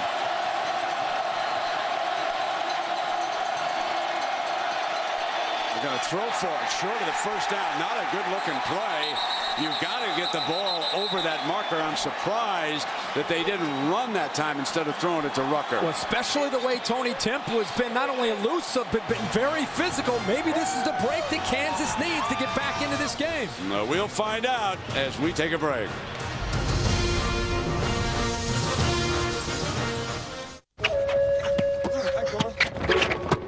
Yo, I'm right here. Basketball. We need the mirrors. I'm back. Still ain't got no game. It's amazing. It's the mirrors. DLP HD TV. Millions of tiny mirrors take motion blur out of sports action. Visit Circuit City and CircuitCity.com for amazing deals on select DLP HD TVs. It's the holidays. When the kids get gifts they'll remember for the rest of their lives. And what do I get now? The ubiquitous sweater vest. Well, this year, Daddy took the law into his own hands and got himself one of these. A brand new Cadillac. Thanks, Dad. Oh, you're welcome, son. Come see why the CTS is the 2008 Motor Trend Car of the Year. Season's best. From Cadillac. You've taken a journey filled with surprises. You set your sights on a destination and arrived exactly where you wanted to go. With Pacific Life, you're ready for wherever that road leads to next. As you head towards your future, count on Pacific Life. Ask your financial professional about Pacific Life. The power to help you succeed. Partner, let me upgrade you. Partner, let me upgrade you. Flip a new page. Introduce you to some new things and upgrade. And let me upgrade you to the best channels in HD. Only on DirecTV. Upgrade you. I'm talking about the hottest channels. Not that HD lineup you get with cable. DirecTV, now that's a good look. Let me upgrade you, grade you. Upgrade your new flat screen with 85 of the best HD channels, only on DirecTV. It's the two-night finale event. Dancing with the Stars, ABC Monday. Now it's time for the Aflac trivia question. Yeah, Herbie. I was hot last week. Who was the player at the center of the 1960 Missouri-Kansas disputed game? The one that both still claim that they won. Think about that one. 60. My dad was a senior that year. First down at 10 here. 2:52. Todd Reese. Kansas trying to mount something here. Down a couple touchdowns. Got a man open. Got him in center field to the 30-yard line. Foul. Roughing the passer. Roughing the passer on top of it. 15 added to the end of the run. First down. Shulock added on the 15. after Fields made the catch. Well, Fields makes the catch, and again, look at the linebackers. Look at the safeties coming up. They're trying to attack Kansas, and Kansas is finally getting the ball downfield. Gives you an idea of the toughness of Reesing. He blocks that completely out, makes the throw, and then takes the hit right in the face that time by Shulock. The Jayhawks are in the red zone now, and let's see what they can do. Trailing by 2 touchdowns. They'll start at the 17. Checking over to the sideline.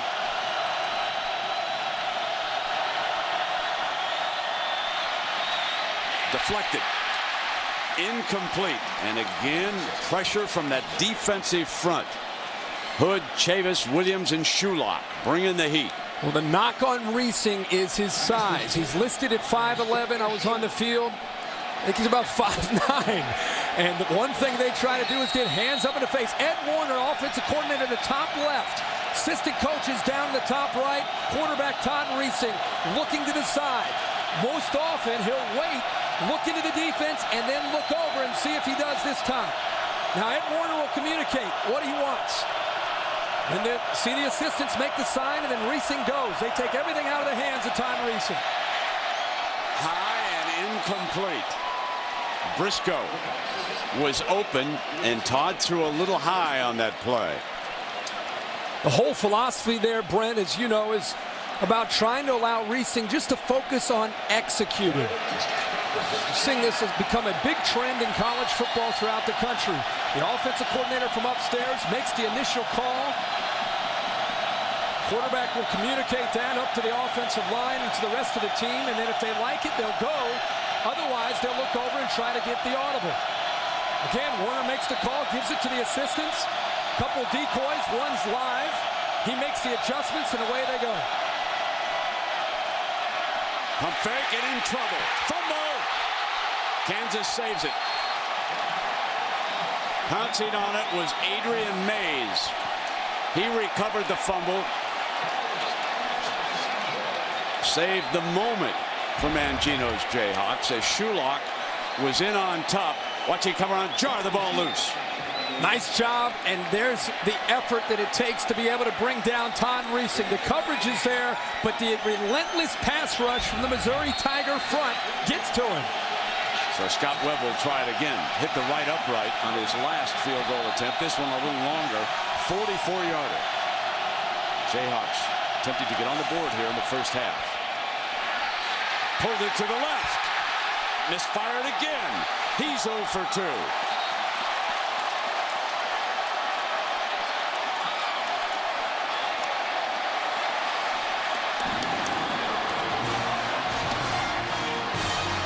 Things are not going the Jayhawks' way tonight at Arrowhead. Missouri leads it by 14.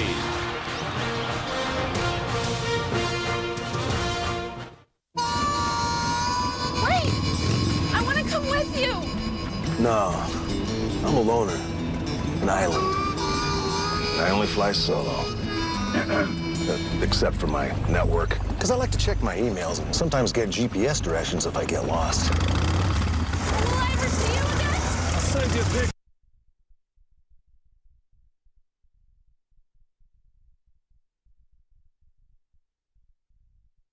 Considered IBM presents Enterprise.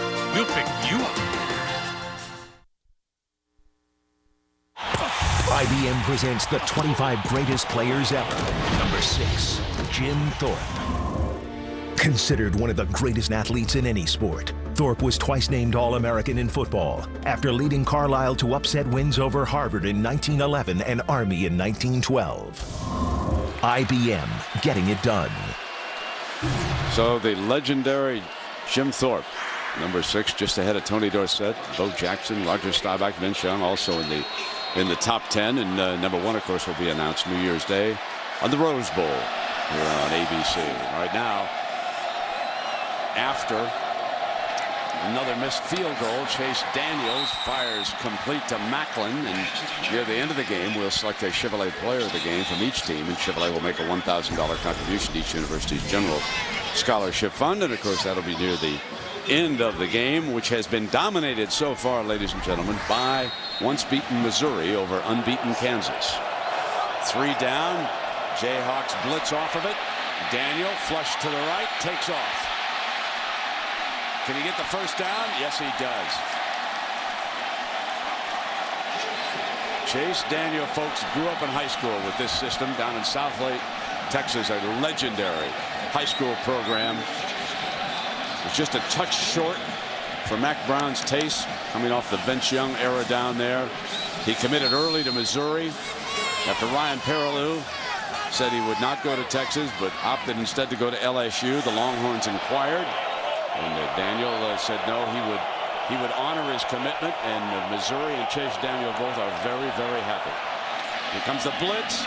Incomplete, knocked aside. All right, now, Mr. Herbstreit, we ask you the question, the player at stake back in 1960. Do you have any idea who it was?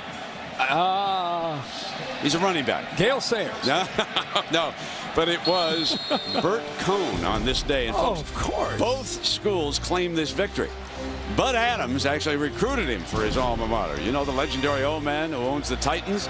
Well, Bert Cohn was a fine player, and Kansas won 2 games with him. After the fact, they declared him ineligible. They changed the rule, and Kansas said he was eligible the day we beat him. Blitz, Daniel in trouble. Going to go down, and Muhammad able to get in on him, number 27 on the blitz. Muhammad gets in there, and Kansas waits until the last possible second. The bottom of the screen coming off the left edge. And this is one of the risks you take when you're in empty and there's no one there to be able to pick up the blitz. Muhammad gets there before Chase Daniel can make the throw to try to go after that blitz. You talked about Chase Daniel at Southlake, Carroll. One thing, you're 47-1 as a starting quarterback in high school. I'm surprised that Mangino's not using timeout here. Yeah. On 3rd and 18, he had a lot of time left on the clock. Here's the handoff inside to Temple. Run out of bounds, which stops the clock. Harris and Thornton. Chris Harris is a freshman working in the secondary. Now there's 18 seconds left on the clock here. 4th down, they'll be forced to punt, and going back deep for the Jayhawks, Anthony Webb.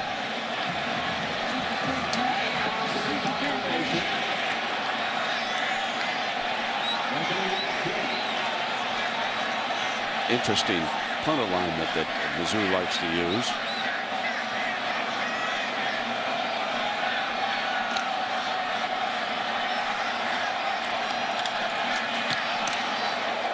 They were trying to get a piece of this one, and they're just going to let it roll down, and it'll be down inside the 15-yard line. 7 seconds left here in the half. We'll check in with Matt Weiner in New York. All right, Brent, let's get a Verizon Wireless update on the Iron Bowl. Alabama had picked off Brandon Cox of Auburn, but they get it right back in the red zone. John Parker Wilson tipped and intercepted by Gerard Powers. They've gone to the half there. Tigers have a 10-7 lead. Clemson leading at South Carolina now early in the 4th quarter. The Tigers have a 6-point advantage on the Gamecocks there. And here, Mangino and the Jayhawks are just going to take a knee and go to the locker room and see if they can regroup. Missouri dominated in the first half here. 272 yards of offense to 139. And let's go down to Lisa. Thanks, Ron. Coach Mangino, tough getting points on the board. What adjustments do you have to make to get your offense going? Well, you know, our offense is making some plays. Get down here in the red zone and we're not getting any points. And that's hurt us on offense. We had a turnover here at the 2-yard line and missed 2 field goals. So we got to make the most of our red zone opportunities. 3rd and 18. They had 3rd and 18. You had about 40-something seconds on the clock. You chose not to call any timeouts. Why did you want to just get to the locker room? Well, we had 2:52 to go here. We're in a 2-minute offense. We missed a field goal here. Thanks a lot, Coach. Yeah, I'm not sure that the Big Bear understood that last question, but at any rate, we'll send it to New York to John Saunders, Craig James, and Doug Flutie for the Capital One halftime report. Take it away, Big John. All right, Brent, thanks a lot. 14-0 is the score on this one. Some might be surprised that unbeaten Kansas can't get their offense going. But if you haven't seen this Missouri offense, and Chase Daniel, this is one of the best quarterbacks I've seen this year. A lot of people have had a chance to see him, but they really didn't realize how accurate the guy is. 21 out of 26, he's seeing the game. And his opponent on the other side, Reesing's not seeing the game, and he's seeing the line of scrimmage. So I really feel like it's the running game is Tony Temple, Missouri's offense. They're out there executing, and the confidence that Daniel has as a player is unbelievable. I think that's the difference. You talk about the running game a little bit, how physical Missouri has been compared to Kansas in this game. I think they got to get the running game going a little bit, and Reesing's got to move around, use his legs, get himself into the flow of the game. It's a cold night. He hasn't been on the field enough because Missouri's been driving the football. Start using your legs, get into the game. And I think that they also need to keep throwing the ball down the field. Reesing needs to keep attacking the middle of the field. Winner of this game will get Oklahoma in the Big 12 championship game. The Big East was decided this afternoon as well. They, of course, don't have a championship game. UConn against West Virginia. Winner was going to BCS. Pat White, 14 yards to Darius Raynaud, and the route was on. You know what? This was a UConn defense that was one of the top 10 in the country in scoring defense, and the route was on. Steve Slayton here for the long touchdown run. 66 points is unbelievable. This is one of the top 2 teams hands down in the country. Doug, Pat White can do it with both his arm and his legs. We've been seeing him do this for the last couple of years. Just amazing speed on the field. You know, why not 186 yards a day, his season high? Why not talk him Heisman again and get back in the mix? They have a shot at winning the national championship. 517 yards rushing, and yes, right now, West Virginia is sitting pretty. Beat Pitt next weekend, and they're on their way. I talked to Coach Rod on Turkey Day, and he said, hey, all we want to do is play in space. We're going to make them defend our speed. And the speed was on display today. Take care of your own. Win against Pitt, get to a national championship game. That's the bottom line. That's the way it looks right now. Stick around. When we come back, we will try and clear up the national championship picture a little bit. There are a few things decided today, but nothing that lets you know who's going to be 1 versus 2.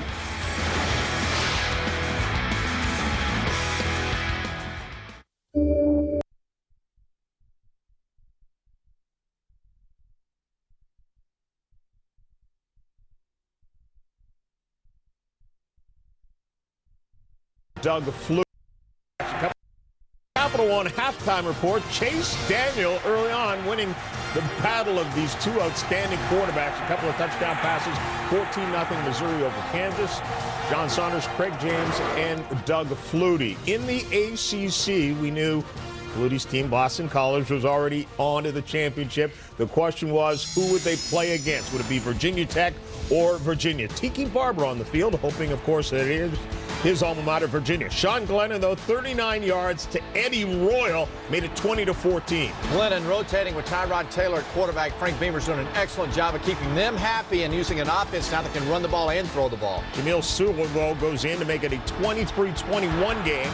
Virginia very much in it, but Tyrod Taylor on the ground. He adds the athleticism to the quarterback position. He used them a little bit more in the red zone and getting in the end zone. He's throwing the ball well. He's running with the ball well, and Glennon had a great day throwing as well. So Virginia Tech's on to the ACC championship game, where they will face Doug Flutie.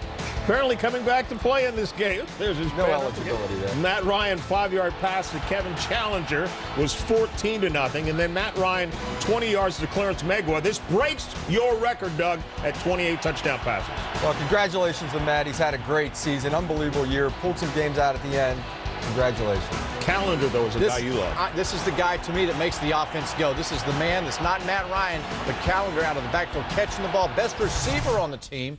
And you know what? He's going to have a chance. When this championship game coming up here, the ACC, revenge will be on the mind. See, I was going to say, you guys were at the game, and you saw the game that Virginia Tech dominated until the final 3 minutes of the game when Matt Ryan took over. The biggest issue is pass rush. Virginia Tech got after BC in the pass rush. They couldn't handle them on the edge, Ellis especially. At the end of the game, they went to some 3-man rush. Matt ran around, made some plays, and ended up pulling the game out. Let me tell you the difference, though, in this game here that wasn't in that last rematch there. For 57 minutes, Virginia Tech's defense did do well on the outside, but now they get a linebacker back named Vince Hall. Vince Hall is a real inspirational leader. He's a great guy on the field for making plays, and now he's back and healthy. So I think Virginia Tech's offense, you know, is going to be really different in this game as compared to what it was last time. Something to be said about paybacks as well. Now, Georgia had interest in a couple of games today. First of all, the one they were playing against the rival Georgia Tech.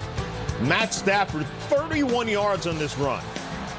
Yeah, the guy used to play shortstop. still second, rounds first. He can run. He's not Pat White, though. Matthew Stafford this time, 9-yard pass to Muhammad Massaquoi. Where there's a nice shot, nice rhythm pass, and a zone coverage down the goal line, stick it in his chest. And then Thomas Brown, 32 yards. Really good balance, isn't it, John? I mean, this is an offense now that you're talking about running, you're talking about throwing the ball. Georgia, with only 2 losses, certainly has a shot at being one of the top teams in the country. Well, and if they could get some help from Kentucky today, they would go to the SEC championship game. In the 4th overtime, that's 40-yard touchdown pass to Quentin Hancock. 2-point conversion attempt. Eric Ames to Austin Rogers. This one is good. So, Kentucky has to answer back. Again, it's the 4th overtime. Derek Locke, 3 yards on the touchdown run, 2-point conversion. Andre Woods, and nobody to pass to. Got to get the ball up in the air somehow, some way. Make an effort to get the ball in the air into the end zone, even if it's intercepted. So Tennessee is going on to the SEC championship game to play against LSU. The ironic thing here is Georgia, by not going to the championship game, they don't risk a 3rd loss, so they got a great chance to be in the BCS. So again, you're like Ohio State. They're in the clubhouse. Golf clubs are getting cleaned up. But this is whenever it comes down to it, and the teams out there who have 2 losses, Georgia's sitting right on top. So is Virginia Tech. Congratulations to Tennessee moving on, but Georgia is playing great football. The end run of this season, like you said, in the clubhouse is a nice place to be this year. Yeah. Ohio State's sitting there right now, still hoping they get in the championship game. Stick around. Coming up, we will continue with more scores and highlights. We'll let you know about games out west and also another one in the Big 12.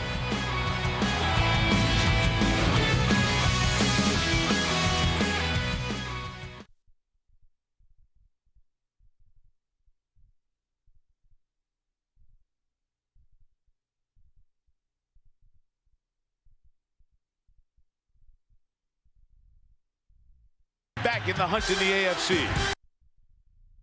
Championship game, they'd have to beat Oklahoma State. Sam Bradford, 2 yards to Joe John Finley.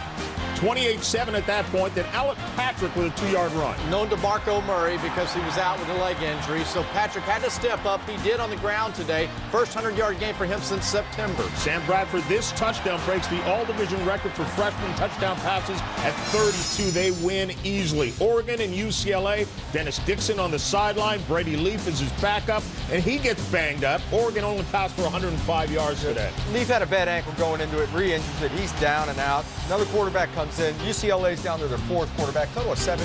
They're down to the 7th-string quarterback in this game. Craig Shepard, 20 yards on this run. He had 8 carries for 49. Oregon as a team, 39 carries for 43 yards. Ben Olsen did get back in that ballgame. It was good to see him in throwing the football down the field. Florida State, Florida, the great rivalry. Tim Tebow says, what rivalry? 23 yards on this run. 7-3 is the lead. And here's why Tim Tebow leads a lot of people's Heisman candidate trophy, because you saw him run the ball, watch him throw this one to Lewis Murphy. With accuracy, the number of plays beyond 20 yards this year for Florida is astronomical. This team here runs it, they throw it. SEC's got to know it. Those 3 losses keep them for a shot at the national championship. Tim Tebow ties the record for rushing touchdowns by a quarterback with 22 now. Heisman voting today. Who you got? Darren McFadden, man. If you watch football, that guy is unbelievable. He is college football's most outstanding player. Tebow, close second. How about Pat White? Pat White got himself back in the mix this last little run. The fact that West Virginia has a legitimate shot at the national championship puts him in the running. But I think Tebow is the guy. McFadden's unbelievable. There's a list of names of guys. At least we now quarterback. have guys we're talking about, unbelievable. Right? We were going to watch him redshirt tonight. Chase Daniel. As a matter of fact, him as well. Stick around. Yeah, Game day will take it over Matt Ryan. when we return.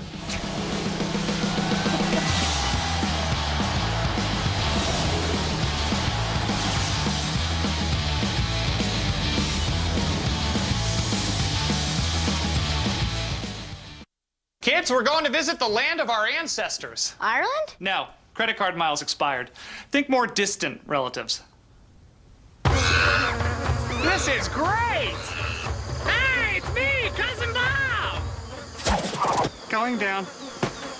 We gotta switch to Capital One. Get Capital One's no-hassle rewards with no miles expiration, no earned caps, and no blackout dates. See, kids, first class all the way. Something smells good.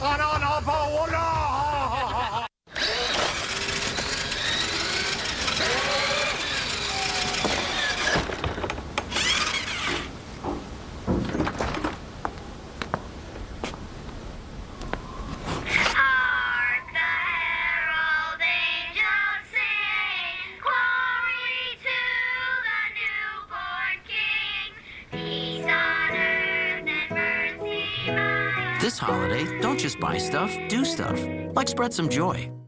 Sunday, shocking news. I don't think he's missing. I think he's dead. Could be the scandal of the season. Found your husband. Huh? And There is a tornado coming. it all leads up Now you know our dirty little secret. to the best What did you do? episode You can't go out there! of the year. Where's Gabby? An all-new Desperate Housewives. Sunday at 9/8 Central on ABC. You can't be here. Why not? Because you died. What if you had one more day with the most important person in your life? I'm no good to anybody. A second chance to change everything. You do whatever you have to do to hold your family together. Oprah Winfrey presents a story of hope and redemption. From the very start, you were an answer to my prayer. A motion picture event based on Mitch Albom's best-selling book, For One More Day. Sunday, December 9th on ABC. The Capital One Halftime Report, brought to you by Capital One, always providing you with great value without the hassle for your financial needs. Capital One, what's in your wallet? Tigers lead the Jayhawks 14-0 at halftime. Chris Fowler, Lee Corso, and Desmond Howard. Now, KU recovered from slow first halves at A&M and at Colorado. Haven't been down 14 points this season and doing things tonight they haven't done all season. Missed field goals, crucial penalty, turnover, drop pass. Hey, Missouri's quarterback, Chase Daniel, I tell you what, this is the difference in the football game, is this quarterback. Throws the ball straight. And in fact, the play he made where he went all around, threw a touchdown at right-hand corner. Hey, Desmond, that's the play of the game right now. He's the difference between the two teams, Chase Daniel. Coach, what jumped out at me in the first half was the poor play of Kansas's defense. I'm standing on the sideline looking at Steve Tovar and some of the coaches, and they're very frustrated because it's not scheme, it's just desire and technique. They've had Chase bottled up in the backfield several occasions, but they've let him escape. So coming out in the second half, I expect them to blitz Chase more and to make some tackles on defense. Pretty tough on that defense. They hold Missouri to 14 points and you're all over. They made a big stop there late in the second quarter. Kansas will get the ball to start the second half and needs to do something with it. Greasing on the field, the smallest quarterback I've ever seen. That includes our buddy Doug Flutie. Brenton Church in the second half after these messages and a word for your ABC stations. Stay tuned. What if we took a moment to rethink our priorities? What if we rethink power and what it means to be strong? What if we rethink beauty and what it means to truly interact? At Saturn, we chose to rethink things, starting with every car we sell. With 5 totally new models and a 100,000-mile powertrain warranty. We may just be a car company, but we're rethinking what a car company can be. Just something to rethink about. This holiday season, I wish someone would get me this awesome Dell XPS notebook with Windows Vista Ultimate for my photos, music. It's got... Excuse me, I can't hear you because you're not famous. You need star power. At yoursishere.com, our stars are waiting to sell your friends and family on getting you the Dell computer you've been wishing for. If you're a nobody, get us somebody to help you get the Dell computer you want at yoursishere.com. At a new time, Monday at 9, 8 Central, the girl who lost her memory finds the one to remember.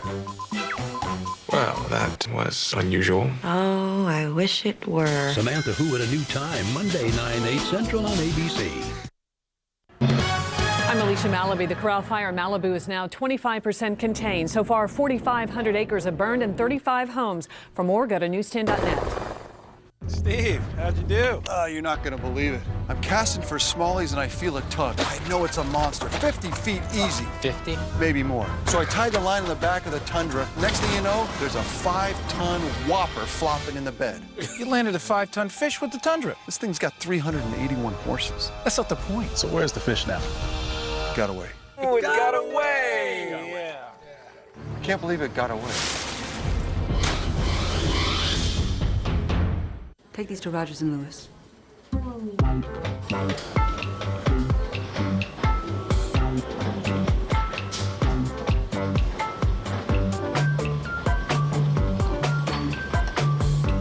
It's hard to resist McDonald's no ice coffee. Treat yourself to a cool, creamy cup of bliss anytime you need a pick-me-up. Or two.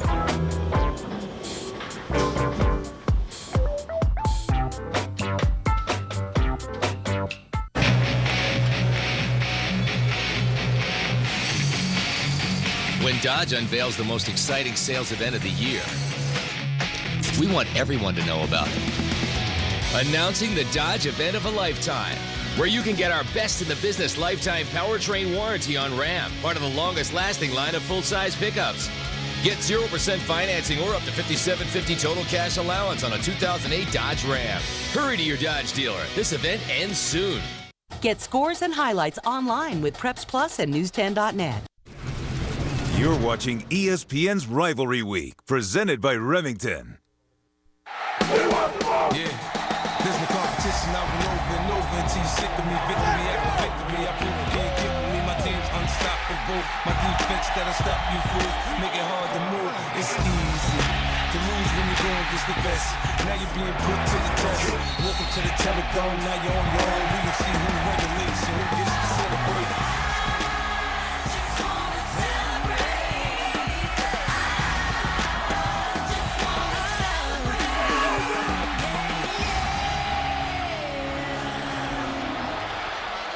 We welcome you back to Saturday Night Football, presented by Southwest Airlines. Missouri dominated the first half.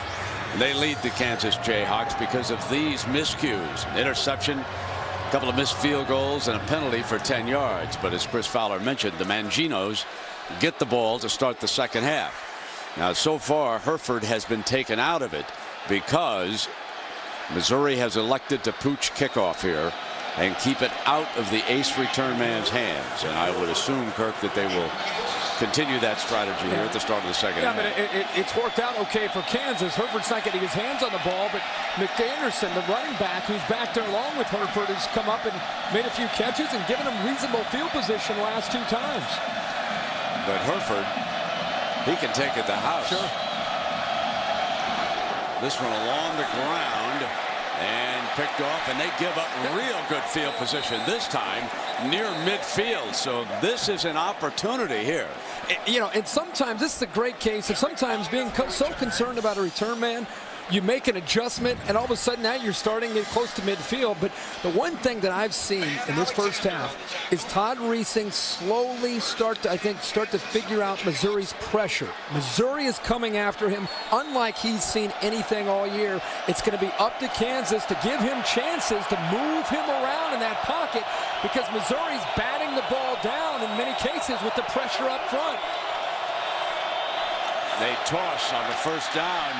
And there is the big running back, McAnderson, powering ahead as KU's best starting field position of the night. And our Southwest Airlines playbook. This is a huge play here. This is a bit right after a big play by Todd Reesing to set up what looked like a potential touchdown interception by William Moore. And then the last two times Kansas had the ball, field goal opportunities, and both missed by Scott Webb. Now on second down and 2. Losing a yard on this play with McAnderson. And that's Shulock making the stop. The slow developing plays from Kansas in the running game, you might as well just discard those. Missouri is coming too fast on defense and attacking, and if you're slowly trying to get to the outside, they're going to easily chase down the running back, Brandon McAnderson. Press defense across the board on the receivers. 3rd and 3, throwing for the first down, does just that. There's a penalty flag on it. Fine is the receiver.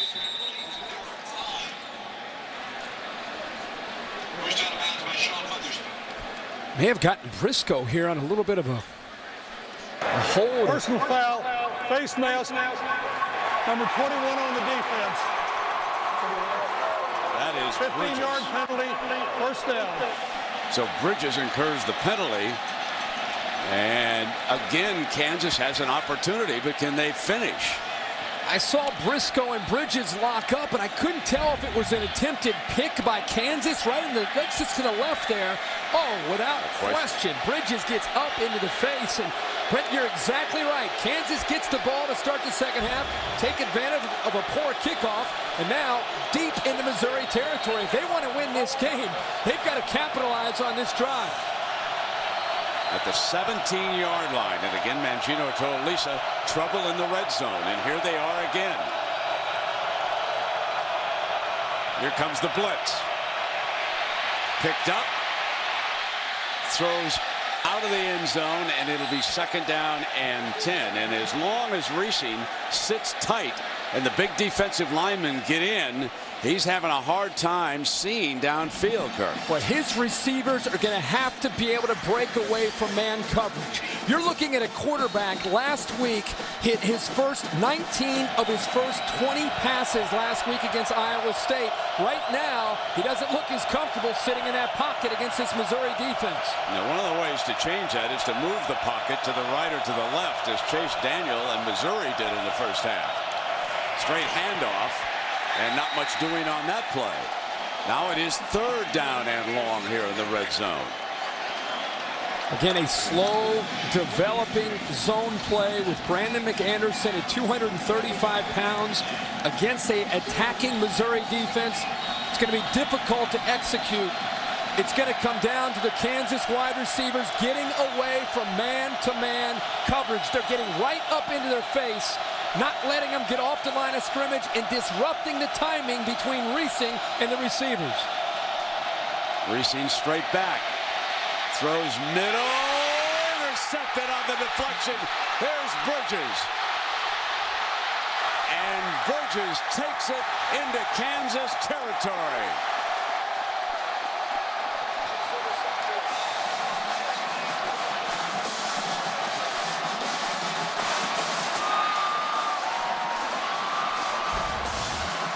Todd Reesing, by just not being accurate on this throw, throws it behind Henry and high.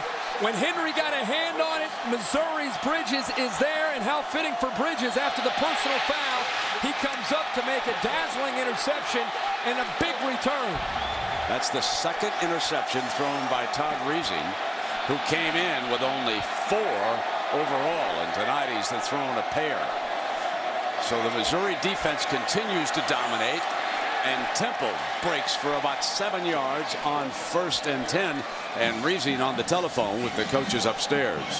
He's talking with Ed Warner, his offensive coordinator, and it'll be interesting to see how Todd Reesing, who's had such a flawless season, is able to bounce back and not worry about the mistakes that he and this offense have made, but they're putting their own defense under the microscope and putting a lot of pressure right now on the Jayhawk defense. Here's that spread attack orchestrated by Chase Daniel, and this time they go to Derek Washington. Washington across the yellow 1st down line. You heard Desmond Howard at halftime mention this. I talked about it in the first half. Kansas has held Missouri and Chase Daniel to 14 points, but this is not good tackling.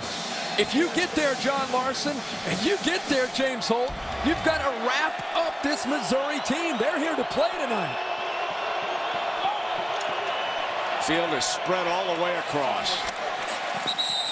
Throwing underneath for about 7 yards, putting it in the hands of Tommy Saunders, and we take a look at the Pacific Life game summary. And as you would expect, look at that rushing total for the Jayhawks, only 21 yards. 21 yards, and you're looking at an offense for Kansas that has come in tonight averaging 500 yards of total offense, 7th in the nation, and 46 points a game, and there's a goose egg up on the board. 2nd down and 3. Temple picking up the first 10, and he's out of bounds close to the 10-yard line. Been really impressed with this Missouri offensive line and Gary Pinkel's ability to mix up the play calling to keep Kansas off balance. I know that Chase Daniel gets most of the accolades, makes so many dazzling plays, but this offensive line is giving them some great balance. And look at this, Rucker, the tight end, going to take a snap. Shades of McFadden tucks it down, and he's lit up at the line of scrimmage. Hit hard by Mortensen and Holt, 2 of the linebackers. There's only one, dear McFadden. I think so. I mean, he's 6'6". Gives a little fake. I don't know who that faked out, but 6'6", 255, taking a direct snap. Only one thing the big fella's going to do. His brother, Mike Rucker, a defensive end for Carolina, he winced on that play. Daniel, again moving around the pocket, completing the throw to Franklin. First and 10, reaching for the end zone and down right there. Fine play by Will Franklin. Chase Daniel comes off his primary, starts to scramble to buy time, and William Franklin, again, the Tigers showing a tenacious attitude, fighting for that second and third effort, and that time Franklin almost takes it into the end zone.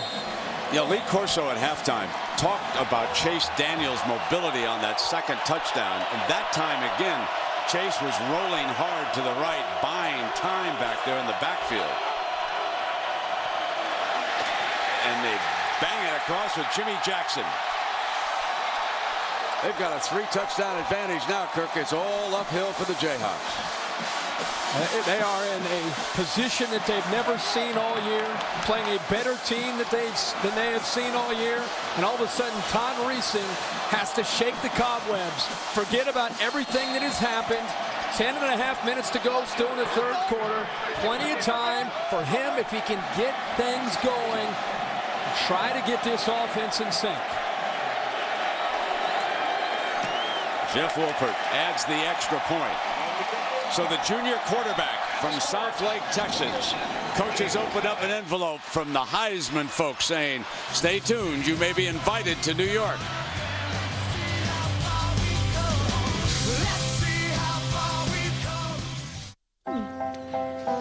Here you go, Billy. From day one, Bill has been told where to sit. Billy, this will be your seat. Bill, you'll be sitting here. You're in 38E? And that's when Bill decided. Hey, I don't want to be told where to sit anymore. So Bill switched to Southwest Airlines. Now Bill sits where Bill wants. Freedom to choose on Southwest Airlines. You are now free to move about the country. Retirement isn't just about spending endless hours enjoying warm tropical waters. It's not even just about leaping and jumping for joy because you planned ahead smartly. And it's not even about sharing time with family and friends over a great meal whenever you want. Or is it? It's time to start thinking about tomorrow. Ask your financial professional about Pacific Life, the power to help you succeed. Partner, let me upgrade you. Partner, let me upgrade you. Flip a new page. Introduce you to some new things and let me upgrade you to the best channels in HD. Only on DirecTV. Upgrade you. I'm talking about the hottest channels, not that HD lineup you get with cable. DirecTV, now that's a good look. Let me upgrade you, grade you. Upgrade your new flat screen with 85 of the best HD channels, only on DirecTV.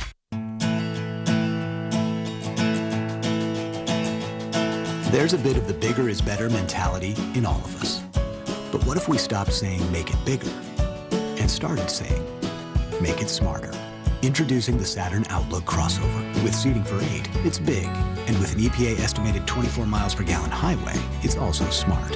Instead of supersized, maybe it's time for super right-sized.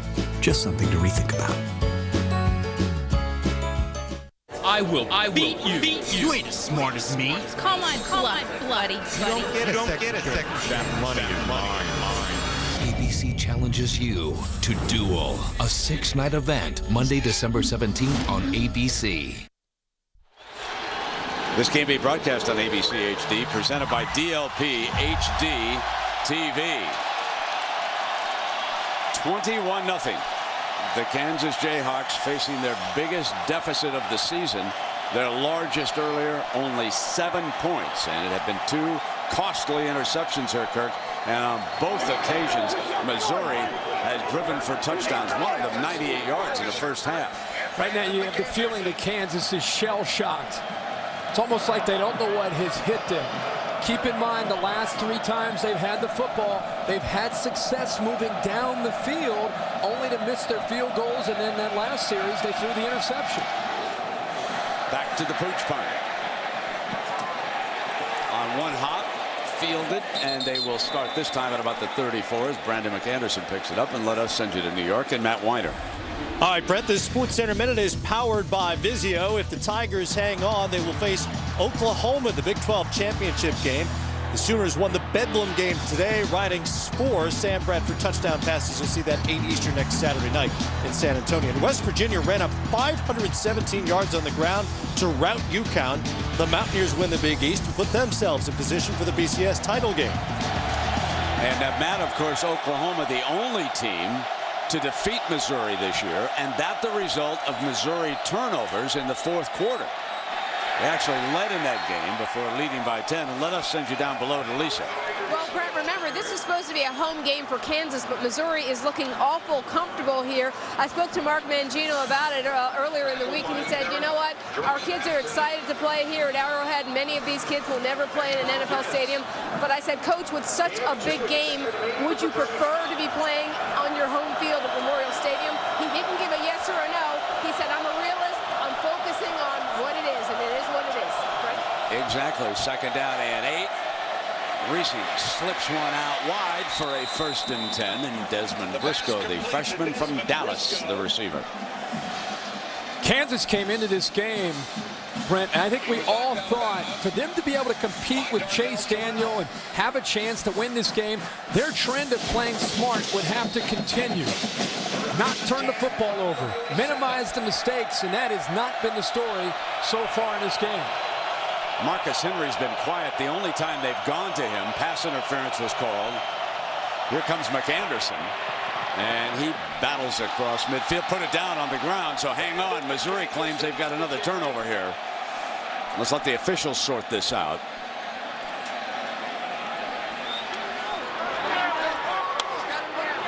Kansas football.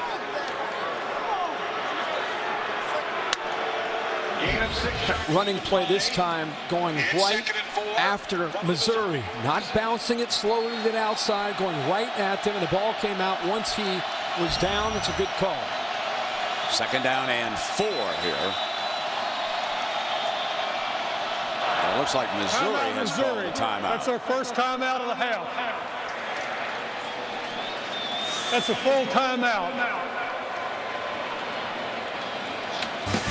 So Pinkel and the Tigers with a comfortable lead right now.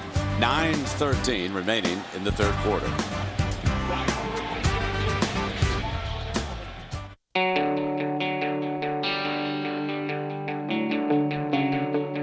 Some say what you spend your money on says a lot about you.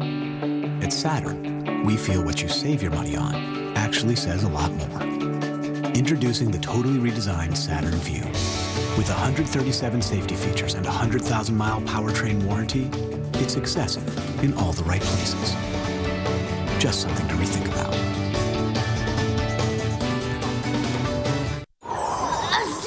Hope I don't miss work this Christmas. Yeah, how will you pay for things like food, electricity?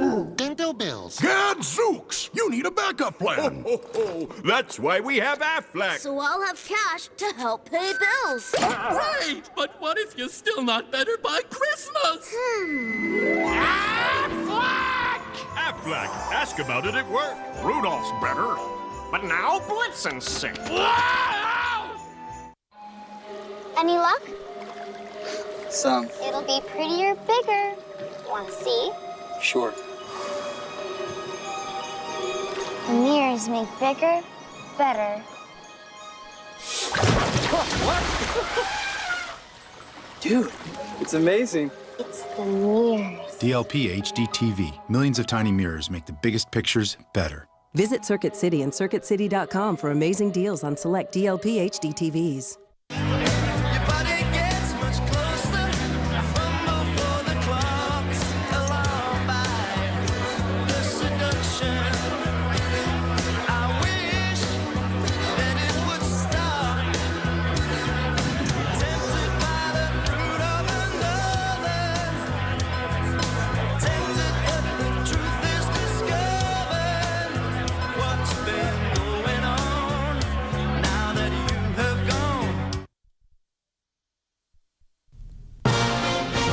Saturday Night Football on ABC, presented by Southwest Airlines. With Southwest Airlines' convenient nonstop flights, it's like having your own company plane. Visit southwest.com.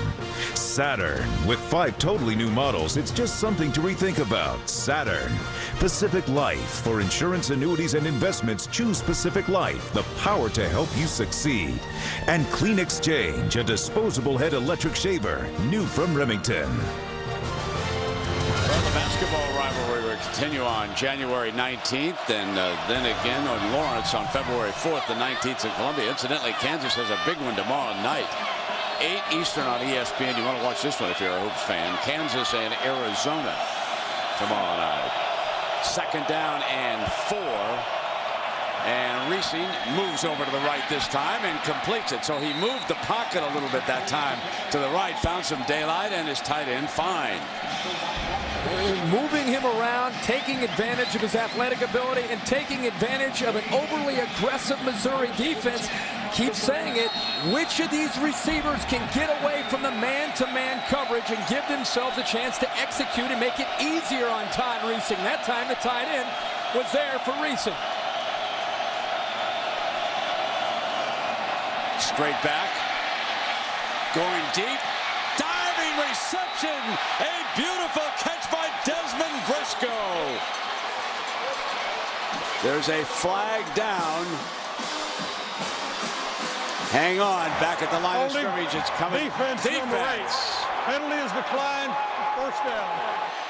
Well, Brent, Justin Garrett, who was in coverage and actually trying to slow down Desmond Briscoe, got caught looking downfield, and once he realized that the ball's in the air, he's trying to catch up to him. He pulled onto the jersey of Briscoe, but finally Reesing just enough time. The offensive line helped him, delivered a football, and what a catch by the freshman.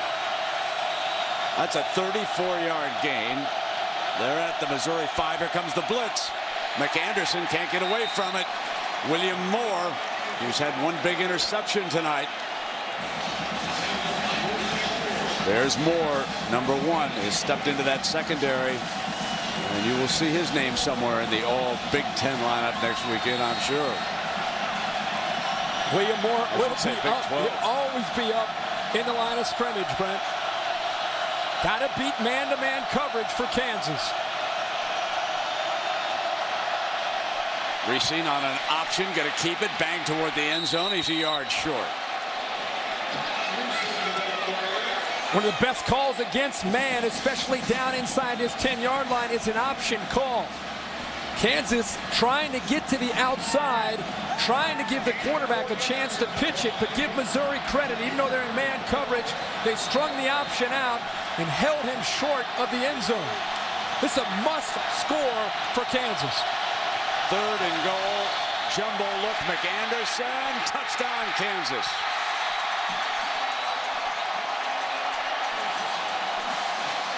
The Jayhawk fans with something to cheer finally.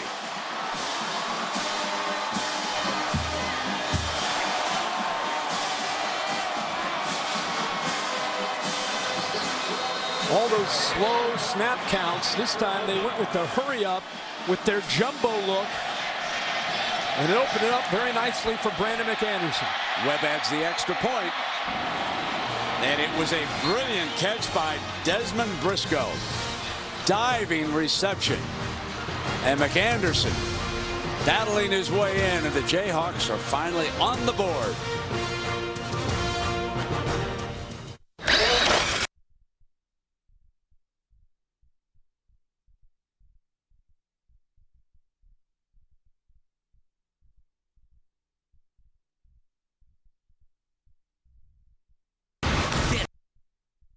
Time, baby. You're in Kansas.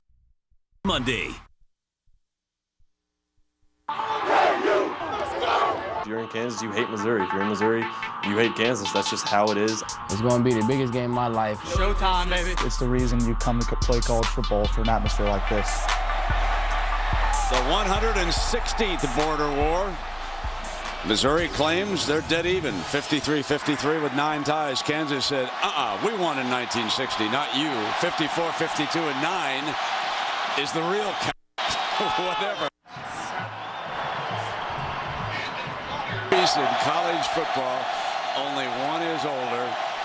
And now with the Jayhawks on the scoreboard here, Kirk, you're saying they need a defensive stop. Macklin is back deep. He's saying we need a bolt of lightning. Yeah, he is. But, you know, the stadium's starting to come alive. You're seeing some of the blue and red. You really felt that Kansas needed to get that score to have a reason to believe.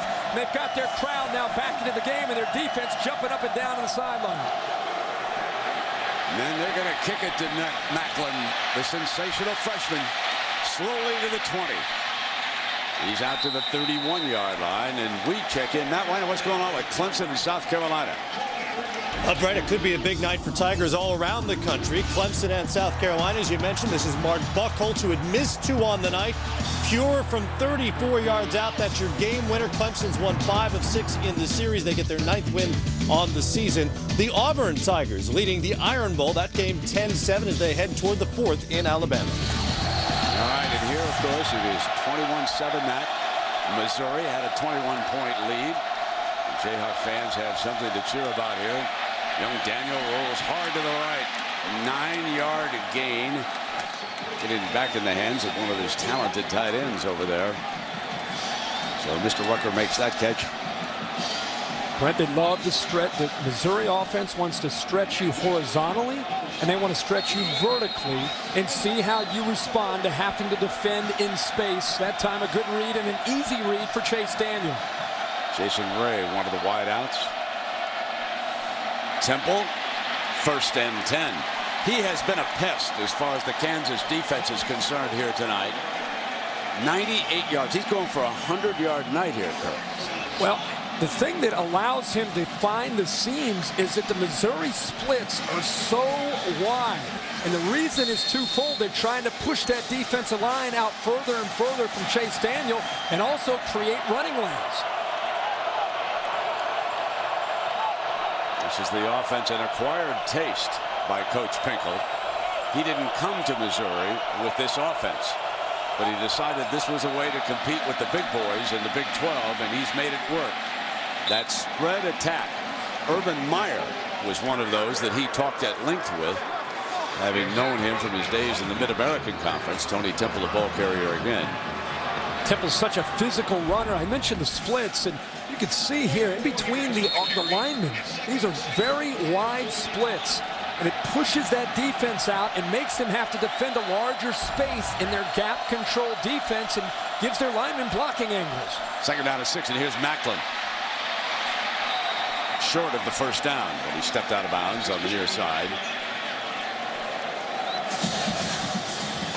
Just have that feeling we're at a very important part of this football game where Missouri has controlled the game for the most part, up by 21. Kansas comes down and they put it up 7. It's 21-7, and now just have that feeling this is an important drive for both of these teams here midway, almost closing in on 5 minutes in the 3rd quarter. This is the pistol look now. The handoff to Jackson, who picks up the 1st and 10. This is the Chris Alt offense from out Reno way, where the quarterback backs away from the center, but he's not in the complete shotgun, and the tailback is right behind him. So Pinkel has added a lot of varieties. He's picked up stuff on this offense from around the country, but you've got to have the trigger man. Every coach says you cannot run this without the trigger man, and number 10 is that.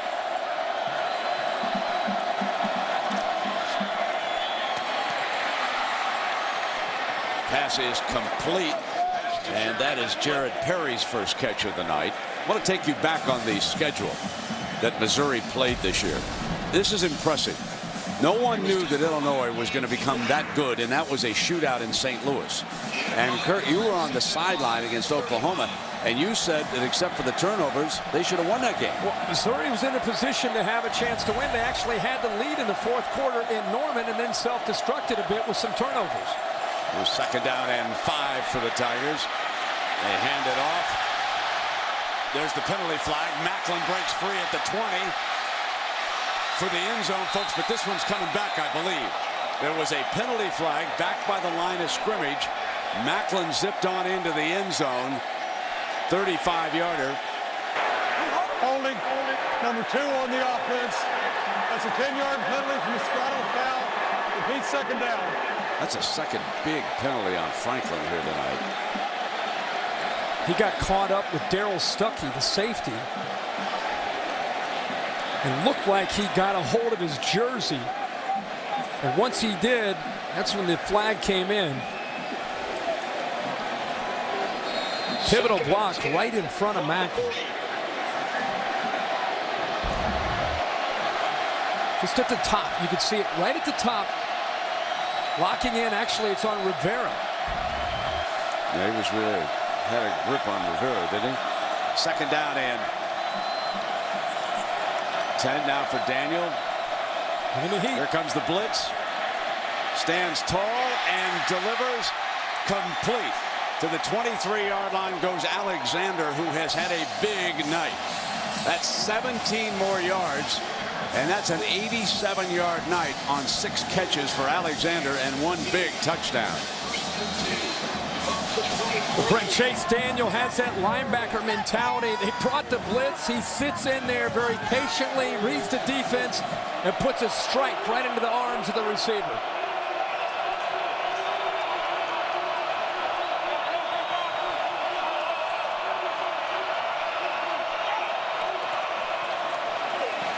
Daniel with the handoff on a 4-man rush. Temple breaks a tackle.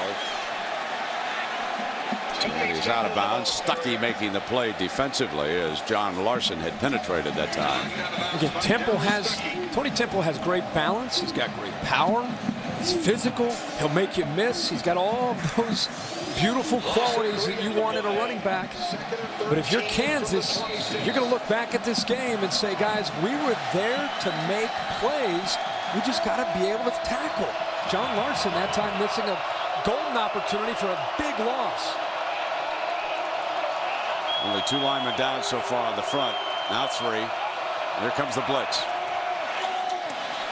He just stands in there and delivers short of the 1st and 10. Tommy Saunders, the Z receiver in this formation.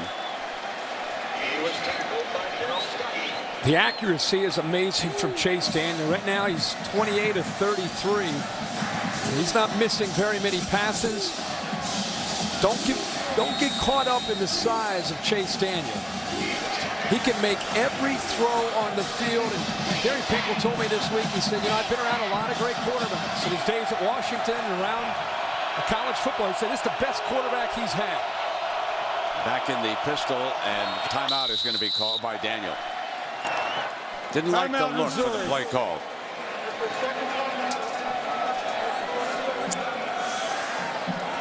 Let's go down below and check in with Lisa. Well, Brent, it was just a couple of weeks ago that Chase Daniel got a letter that he said, it's new territory for us at Missouri. No one else has gotten a letter from the Heisman Trust before. He said, my quarterback coach, David Yost, handed it to me, and it had Heisman Trust in the top corner, and it had my name on it. He said it was just an honor. They just wanted to tell me that my name's being thrown out there and to get ready. And he said, for me, no greater honor than that. Even if I don't get an invitation, just the fact that I got that letter makes me proud. And Kirk, who would you vote for right now for I'll tell you, Who'd be number 1? Darren McFadden's performance against South Carolina got him back in the mix. And then what he did against LSU, I think he's the best player in the country. And Tim Tebow's having just one of those years you just scratch your head and say, is this possible? So which one do you vote for? Right now, we still have a little bit of football left. Politician. We still have a little bit of football. Darren McFadden right now is the guy I would vote for. How about you? I echo that. I thought McFadden's performance against LSU was the most meaningful of this year. Here's a youngster who's going to be the top pick, everyone says, in the NFL draft. He laid it all on the line. He did everything in that big upset in Baton Rouge. Chase Daniel, though, deserves an invite to New York City. He is that good. He deserves to be one of the finalists. Another completion, this one caught by Saunders. Yeah, and as you know, the invites are based on the amount of votes that these players all receive. ESPN doesn't just randomly select who they want to invite. Based on the votes, Chase Daniel might have an opportunity to be there. Seems like he's a top 3 candidate if he ends up winning this game.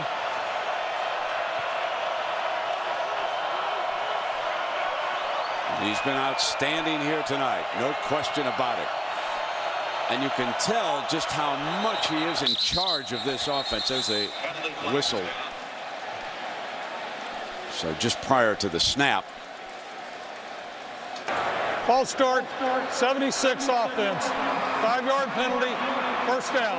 Ryan Madison moving, and you know what? You know, it reminds me a little bit of a Peyton Manning of the college game. The way he's in total charge out there. He looks over, he's got the signal for the sideline, moves his players around. He's very confident in how he does things out here on the field. Yeah, what I started to say is don't get caught up in the lack of height, because he's listed at 6 feet, and he just makes every throw you want to see made on a college football field. Pulling lineman, stands, comes, delivers, short of the end zone, and a first down. Alexander again. Oh, Alexander wanted his second touchdown, didn't he? Well, he came close, and Alexander a lot of times is a forgotten man because of the other weapons, but it's just another example of how Missouri will attack you in different phases. Chase Daniel right now in the locker room, or in the huddle, yelling at the offensive line, trying to fire them up to get them ready to score right here on this drive. We're going to give it a pistol look with Jimmy Jackson, the tailback, right behind him. They'll hand to him, picks his way, and he's going to be short. So this is going to be a third down coming up. John Larson, two very talented defensive ends who are outstanding students at Kansas, playing well up front tonight for the Jayhawks, who have their hands full with this Missouri team, as will anybody who plays them, whether it's Oklahoma or whoever they should happen to meet in a bowl game. This is a very good-looking Missouri football team. Washington now in. Going to throw the swing to him. Can he get the daylight? Touchdown. So Washington had just checked into the game, brought the swing pass call with him. And Missouri goes back on top by 3 touchdowns. And the Jayhawk fans are quiet again. Washington is their more powerful running back that they have. Even a little bit more powerful than Tony Temple, if you can believe it. Once he made the catch, running downhill, it was an easy touchdown for the Tigers. Wolford nails the extra point. So Washington's first touchdown reception of his career, and it came in a huge game.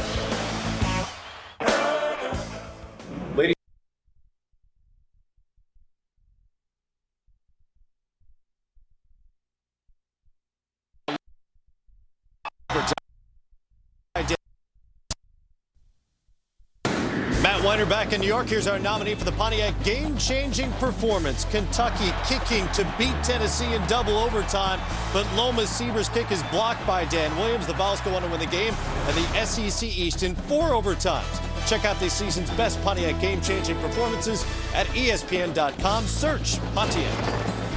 There was a weekend of overtime in the SEC, and here in the Big 12 for the North Championship, and a spot against Oklahoma in San Antonio next Saturday night. Kurt and I will be down there looking forward to that one. And the news is not good for the Jayhawks, folks, when you take a look at what Chase Daniel has done in the 4th quarter this year, okay? A rating of 194.56. He's completed 37 of 42 for 399 yards. Unbelievable, and that's just in the 4th quarter. A bouncing kickoff fielded on the 25, out to the 35, and let's take a look at our rivalry notebook presented by Sonic. And there's the game that unfolded in Norman here, Kurt. Again, you could see by the way the game went, the ebb and flow of that football game, that Oklahoma is a team that right now regains their composure, regains the confidence. Alan Patrick, very physical offensive line.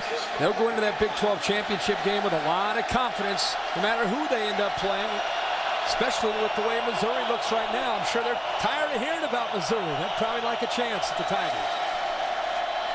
Incomplete, 2nd down and 10. Well, let's give them some props in that first game. We've talked about how Missouri was ahead of Oklahoma in the 4th quarter, how turnovers turned it around, and then Oklahoma won by 10. But in that game, the Sooners defense sacked young Daniel 3 times, and they picked him off twice. So it isn't like they can't play a little defense down there. Oh, of course not. And I think they did a very good job of giving different looks to Chase Daniel and tried to create some confusion, and it did work out with some turnovers. Downfield, complete for a 1st and 10 to the 41-yard line.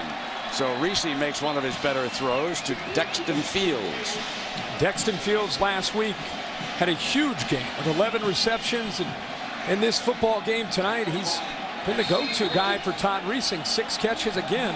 I agree with you. I think Marcus Henry's got to get on track here and try to be able to beat some coverage and get downfield for Reesing to be able to throw the football. Fake. Reesing fires on a one-hopper, incomplete, and it'll be 2nd down and 10. He was looking Henry's way. One thing that is an advantage for teams that run these types of offense is their base offense is basically a 2-minute offense. So Kansas, the one thing they're going to have to do is just pick up the pace. It's a no huddle, but you got to pick up the pace once the clock has started.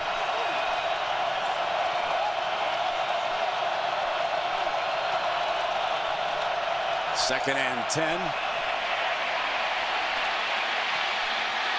Deflected, incomplete. Incomplete. The Bible's right on top of it. Arm was coming forward on the play. Ziggy Hood applying the heat that time. Missouri's defense has done as good a job as we have seen this year at getting after Todd Reesing and keeping him in the pocket. He's an undersized quarterback that would love to break contain, but Missouri is keeping him in the pocket, and you can see how uncomfortable he is when he is contained.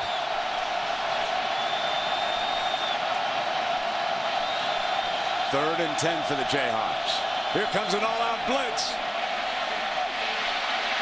Nobody there, but he's short because Bridges read the run as he came up, but had he been able to find a receiver on that all-out blitz, they might have struck gold on that play. I mean, everybody was coming. Zero coverage, man-to-man, nobody in the middle of the field for Missouri's defense. It's a high-risk, high-reward type of defense, and Reesing had to scramble. Final seconds, last play here. They're not going to get it off. We'll go to the 4th quarter. And ESPN's Saturday Night Football, presented by Southwest Airlines, returns after this message and a word from our ABC stations. Missouri 15 minutes away from a rematch with Oklahoma for the Big 12 title.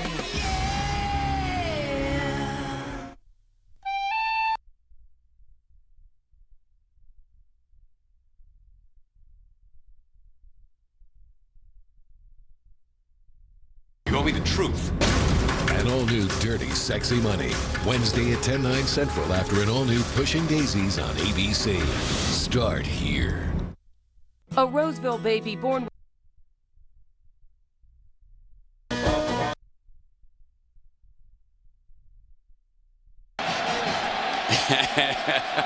A Missouri fan taking it. Little shot there. Here we go, folks. Big 4th down as we start the 4th quarter. Kansas down by 3 touchdowns, 28-7. And here's your 4th and 3 for Todd Reesing and the Jayhawks. Nobody open. Got it.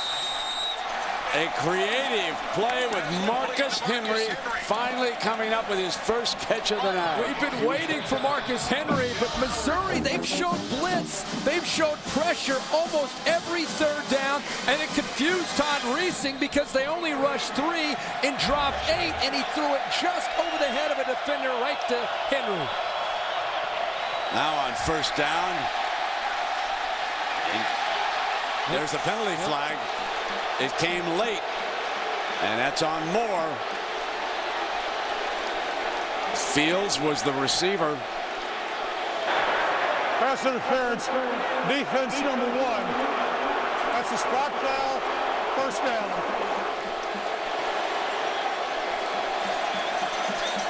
Coach Pinkel not happy about that. He's frustrated because the official way back in the corner came in with the call. Good call. It sure is. It looked like Moore got there just a split second too early. Came through with his shoulder right over the top of Fields. 1st and 10. Back in that red zone. Kansas not only needs scores, but they need them fast.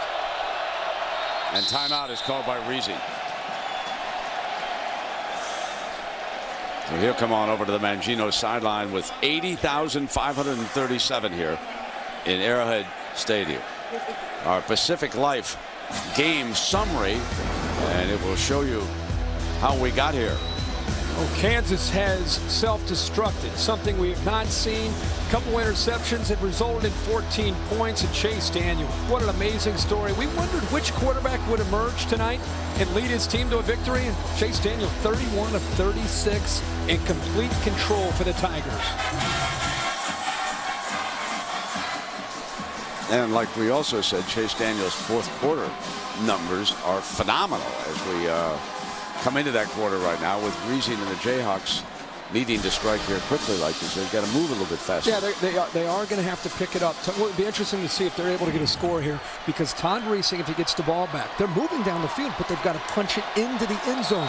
No chance at a field goal. They've got to go for touchdowns. So the Manginos are ready. Here comes the blitz. Got it off. And he found his man again for another 1st and 10. Marcus Henry suddenly. And there's a penalty flag to the side of the head. And it is against the Jayhawks. 15-yard penalty for big 1st down. A huge penalty. And the signal from Bible was that somebody... I'm sorry, Brent. Anthony Collins, far left offensive tackle, gets up into the face of Hood and he had so much force behind that, he just knocked Hood's helmet off by going right through his face mask. Collins, the leader of that offensive line. It's been one of those nights for Mark Mangino. And now the ball comes all the way back, close to the 30-yard line. It'll be 1st and 26. Pocket breaking down. Incomplete. And that was Shulock again. Shulock is a junior from Rockdale, Texas. And they've drawn another penalty flag on it. After the play ended, personal foul number 1 on the defense. That's a 15-yard penalty. That's Moore. 1st down. And that is a huge mistake by the Tigers. Well, Moore has played a perfect game tonight for Missouri. And this was well after the whistle blew. Moore's throwing the football. He gets his hands on the ball coming in, thinking it's maybe a fumble. And then he wants to just throw it into the kind of a light toss, but he threw it into a Kansas player. It was the intent that the official called. But it gives the Jayhawks a 1st and 10 across the 15-yard line from the 14. Here is Meyer with his 2nd catch, battling to get back to the original line of scrimmage. This is not helping Kansas and what they're trying to do. These passes to the sideline, and I know you want to try to outflank the defense, this time throwing it to Meyer, try to pick up a block, but Missouri, again, is attacking downfield. You have to throw the football right into the teeth of that defense. Throw it downfield. On 2nd down. Middle. Got 9 yards with Briscoe. Briscoe has really matured this year for this offense as a true freshman. So much more confident now. 7 touchdowns on the year. These last 4 weeks, you can just see what a bright future that Briscoe has, not only down the road, but as I said, this year, he is a different football player.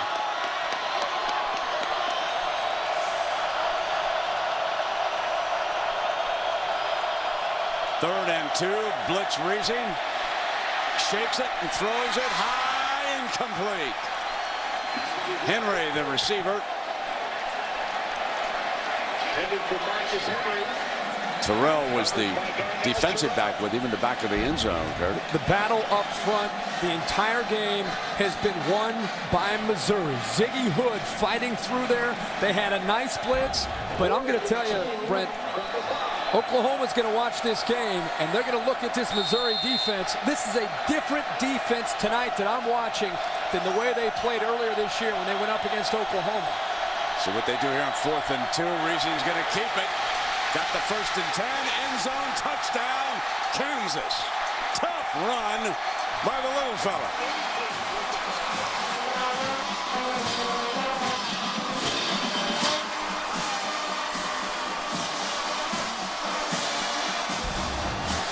Steve Redmond, 18, comes down, loses contain, and gives Reesing a chance, even with a gimp ankle, to try to get to the corner, and he just makes it before Sean Witherspoon chases him down. And Brent, you're right, he showed some toughness there to get it in. Wood slides the extra point over to the right. Kyle Tucker, the punter, is the holder. He got it down, and you're watching ESPN on ABC.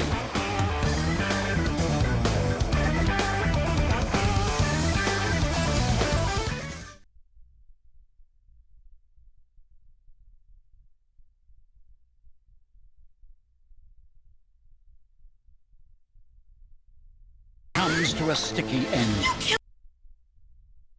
Kirk is pulling for, well, Dancing with the Stars. The final dance, Monday, 8/7 Central on ABC. Kirk is pulling for Elio Castroneves. Did you find out who his partner is? I didn't know he's still in it. I know his partner's still in it. I think it's Julianne. She's doing a bang-up job this season. Phenomenal. That shows a huge hit. Watch it every week. By Herb Street household who's got that set on, man. Oh, yeah. So should you on Monday night. Yep. Tuesday results, Monday night live. We're all over. Jeremy Macklin back deep now. And this time they will try to keep it away. He runs up on it. On the run, bobbles it at the 25-yard line. Battling to get free on the outside, and he makes it to the 31-yard line. A little excitement there. And speaking of excitement, let's go to the BCS now, the ESPNU All-State Standings Review. As you know, number 1 has lost. Number 2 could lose if they don't come out. But West Virginia and Missouri, they're the 2 hot topics. And folks, how about the Buckeyes and Mr. Herbstreit kicking back tonight with their feet up, enjoying the favorite bet? Saying we're getting closer and closer to New Orleans with every snap. 1st down and 10. They spread the field across now. And this is Chase Daniels' quarter, or at least it has been most of the season. Going deep to Macklin. And I don't see a penalty flag. Incomplete. Macklin says, are you kidding me? Thornton was the defensive back there, and that was a high-speed collision, Kurt. Well, let's take a look. It looked like Thornton closed in a little bit early, and I love Missouri's play call. Kansas just scored. Yeah, Thornton got there just a second. I'll tell you what, if we're going to go back and say William Moore had pass interference in the last series, if Moore pass interfered, then Thornton definitely had pass interference on that play. There's the handoff. There's a penalty flag on the far side. Here comes Temple in the foot race. Made it to midfield, but there is a penalty flag on that far side. That pass. Just wait for John Bible, and he's done a terrific job with this crew so far. Illegal substitution on the offense. The 11th player came on the field, did not get inside the 9-yard marks. That's a 5-yard penalty. Repeat 2nd down. Which Pinkel obviously not agreeing with that call. One of the risks of shuffling players on and off the field and running the no huddle, sometimes there is some confusion on the sideline of running players on and running players off. And when you sneak them in late, you're going to get called for that right at the top of the screen.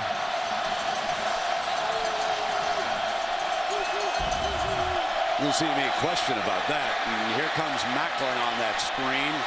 1st and 10 for Mizzou. And so far, Kirk, the only incomplete pass that Daniel has thrown is that one where both you and I thought might have been interference down the middle. He's now 11 of 12 this half. He's feeling it right now, and they're continuing to attack this Kansas defense. And Chase Daniels, his entire season, he has just been lights out, as you talked about earlier in the fourth quarter. And he comes with a 1st and 10. He's at the 44-yard line, checking over at the sideline.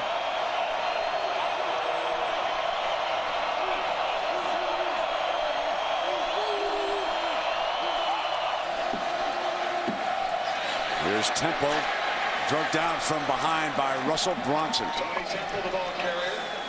Well, Kirk, there's what we have been talking about. Yeah, he comes into this game, and not to mention what he's done tonight in the third quarter. As the game goes on, Chase Daniel becomes more in command and understanding of what the defense is trying to do to stop his offense. And right now, Missouri is attacking Kansas. Kansas comes in tonight 3rd in the nation in creating turnovers, and tonight they haven't created one to get back into this game. This defense will have to make a play. From South Lake, Texas. Daniel swings it to the outside, and Macklin with his speed moving toward that 1st down marker. They're going to give it to him. So the chains move again. There are just so many game breakers in this offense with Macklin, Alexander, Franklin, Perry, the big tight ends of Rucker and Kaufman, Temple out of the backfield, Jackson, Washington in the backfield. And you throw in a quarterback who's making great decisions with all of that versatility. It's no wonder this offense is so tough to stop. Pump fake, coming deep down the middle.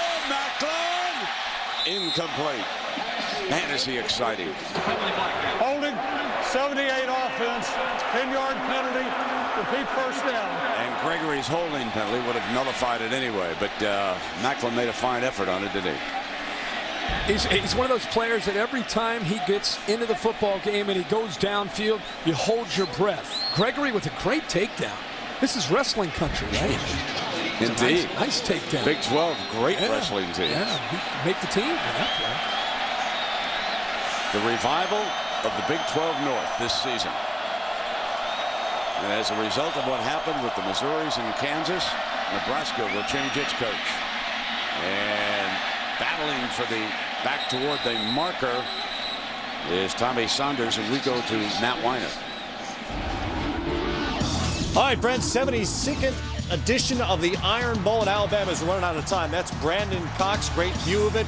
Quarterback sneak for the touchdown. Tigers now have a 10-point advantage there. And about 3 minutes to go in that one. Didn't get much for the $4 million, did they, so far? 2nd down and 10 coming up now for Mizzou. Kansas playing with soft corners. Look at the cushion from the corners with the Missouri wide receivers. Daniel throwing underneath that coverage quite a bit. Look at this again. There's the 1st and 10. And there's Big Rucker. Chase Daniels seeing the same thing that we're seeing up here. He'll take that matchup with Rucker, especially with the soft coverage. There needs to be some urgency from Kansas when you're down by 14 in the fourth quarter. You've got to get up into the face of these receivers. As they look over to the sideline, Kirk, it brings to mind a conversation that we had with the coaches with Pinkel. Let's watch this snap first. I want to tell you about it because something really struck me when I looked at their record. Here comes Temple, spinning and down. I said, you know, of all the scores this year, I can't believe that you held Texas Tech to 10 points. And he said, in truth, it wasn't just the defense. We went on long, sustained drives, and we kept the ball away from the Red Raiders. They didn't have a chance to strike again. And that's what strikes me about this particular drive, is that Missouri's coming down methodically, bringing the clock down, leading by 14 here. Here's again, underneath the coverage.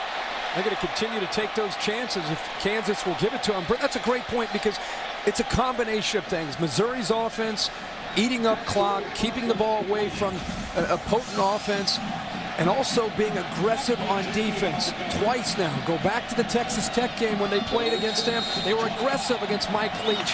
They had 3 sacks. They held them to 10 points. They had 4 interceptions. They challenged them up in their face.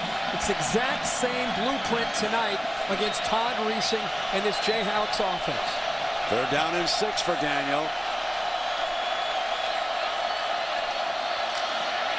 Closing in, and he still gets it off, and it'll be 4th down coming up. And the intended target. Larson was applying a little bit of heat. 14-point lead. Chase Daniel frustrated because he didn't score, but a great decision just to back off and throw that football away. No need to take a risk. Jeff Wolford comes in, and you wouldn't think they'd even consider their second fake field goal of the day here. Leading by 14, 10 minutes to go. It's a 43-yarder. They've got a good leg. 10 of 10 in Big 12 competition. Make it 11 of 11. So not only do they have a smooth offense and a tough defense, they've got a talented kicker. That helps.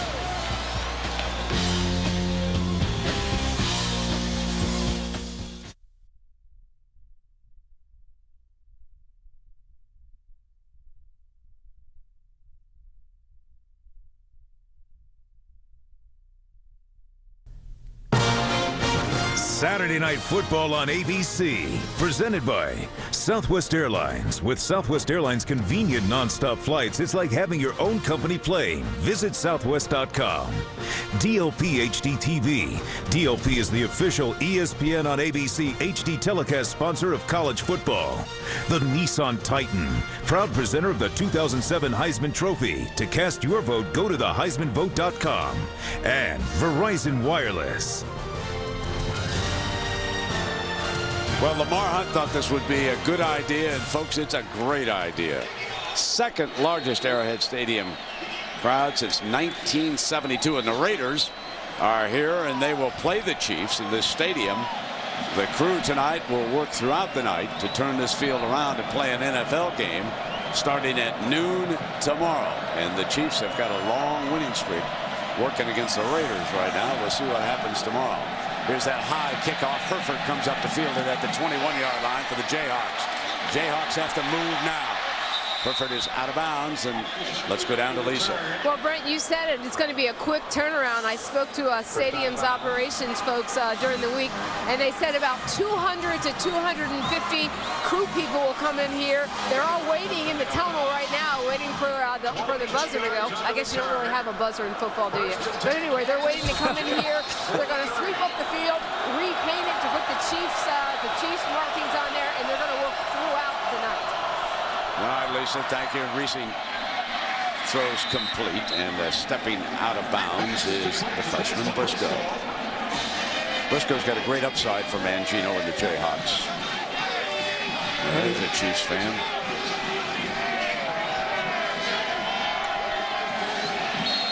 You know, speaking of the Big 12 and the Chiefs, somebody who helped one of the great upsets I ever saw is when Texas beat a Nebraska team. Priest Holmes was a running back, and he had to retire again this week, and we wish him nothing but the best. He was one of the great running backs that we watched recently. Briscoe out of bounds on that far side. A reminder now to stay tuned for your late local news immediately following the game over most of these ABC stations, and over on ESPN. SportsCenter will have post-game analysis along with all the scores and highlights of the day. That SEC 4-overtime finish put Tennessee into the SEC title game. Reesing on the move, throws complete, dropping it off that time, Kirk, to the running back, McAnderson. I want to see, even in hurry-up mode, if we're going to see Todd Reesing continue to get up to the line and then wait till everybody's lined up and then look over for confirmation, because this is unfamiliar territory for this offense to be behind. Right now, they're more of a hurry-up mode. Incomplete. We go back to the box. One of the things to remember, Kirk, is what they said, that they want to take everything out of his hands and call the plays and just clean things up so that he could operate. As you can see, he's looking over the sideline. Yeah, he's looking to the sideline. Ed Warner, the offensive coordinator, up to the top left. He's the eyes in the sky. He's communicating down to the assistants of what play they want. And this is their normal base offense. There he is looking over. Warner up top, looking down and communicating what play that he wants. That, what we just saw, let's see, Reesing, back throwing, Meyer reaches up and makes a great grab. Number 10 yanks it down against Justin Garrett. Well, Ed Warner gave him an assist from upstairs. He saw the matchup that he wanted. They want to take the game out of the quarterback's hands as far as thinking. They want to put the ball up in the air and find the former quarterback, Kerry Meyer, with the ability to make a catch over the top of the safety. Remember now, Kansas has scored on his last 2 possessions. And breaking a tackle is Briscoe again, getting close to the 10-yard line. He's going to be a fine wide receiver. He is going to be nice. Missouri bringing the blitz, the linebackers, the safety, Justin Garrett, Reesing backpedaling and finding his man Briscoe there just in time. Trying to apply heat. Briscoe throws in zone. Touchdown! 3 consecutive scoring drives. This one to Dexton Fields. The key there, Brent, is 1 minute and 27 seconds. A good return to set it up by Herford. All they had to do was go 57 yards, and they get on the board, and they get on the board in a hurry. But now, can they stop Missouri? Chase Daniel.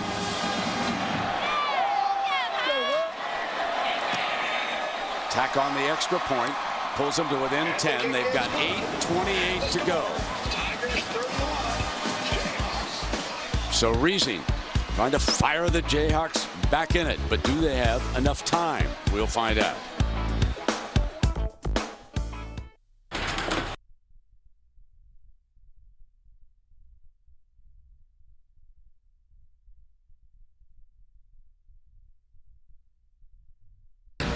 On ABC.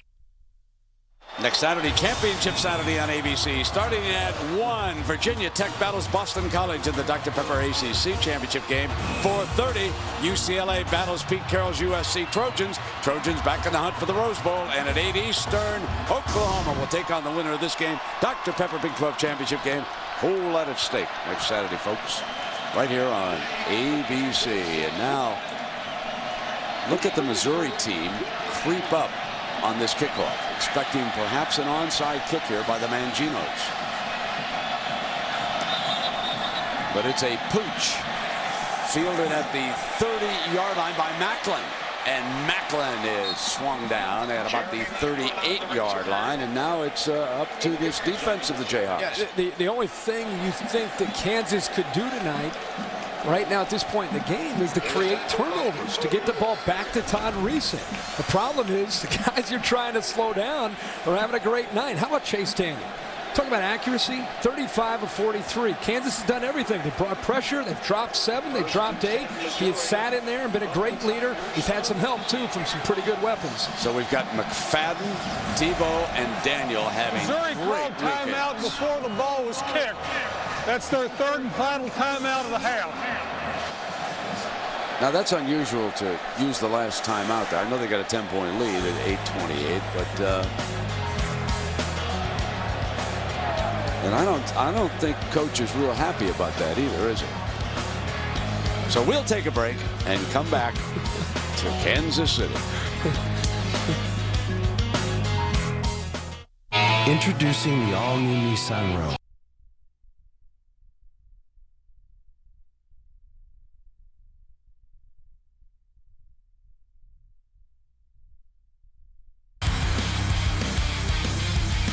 Here I stand.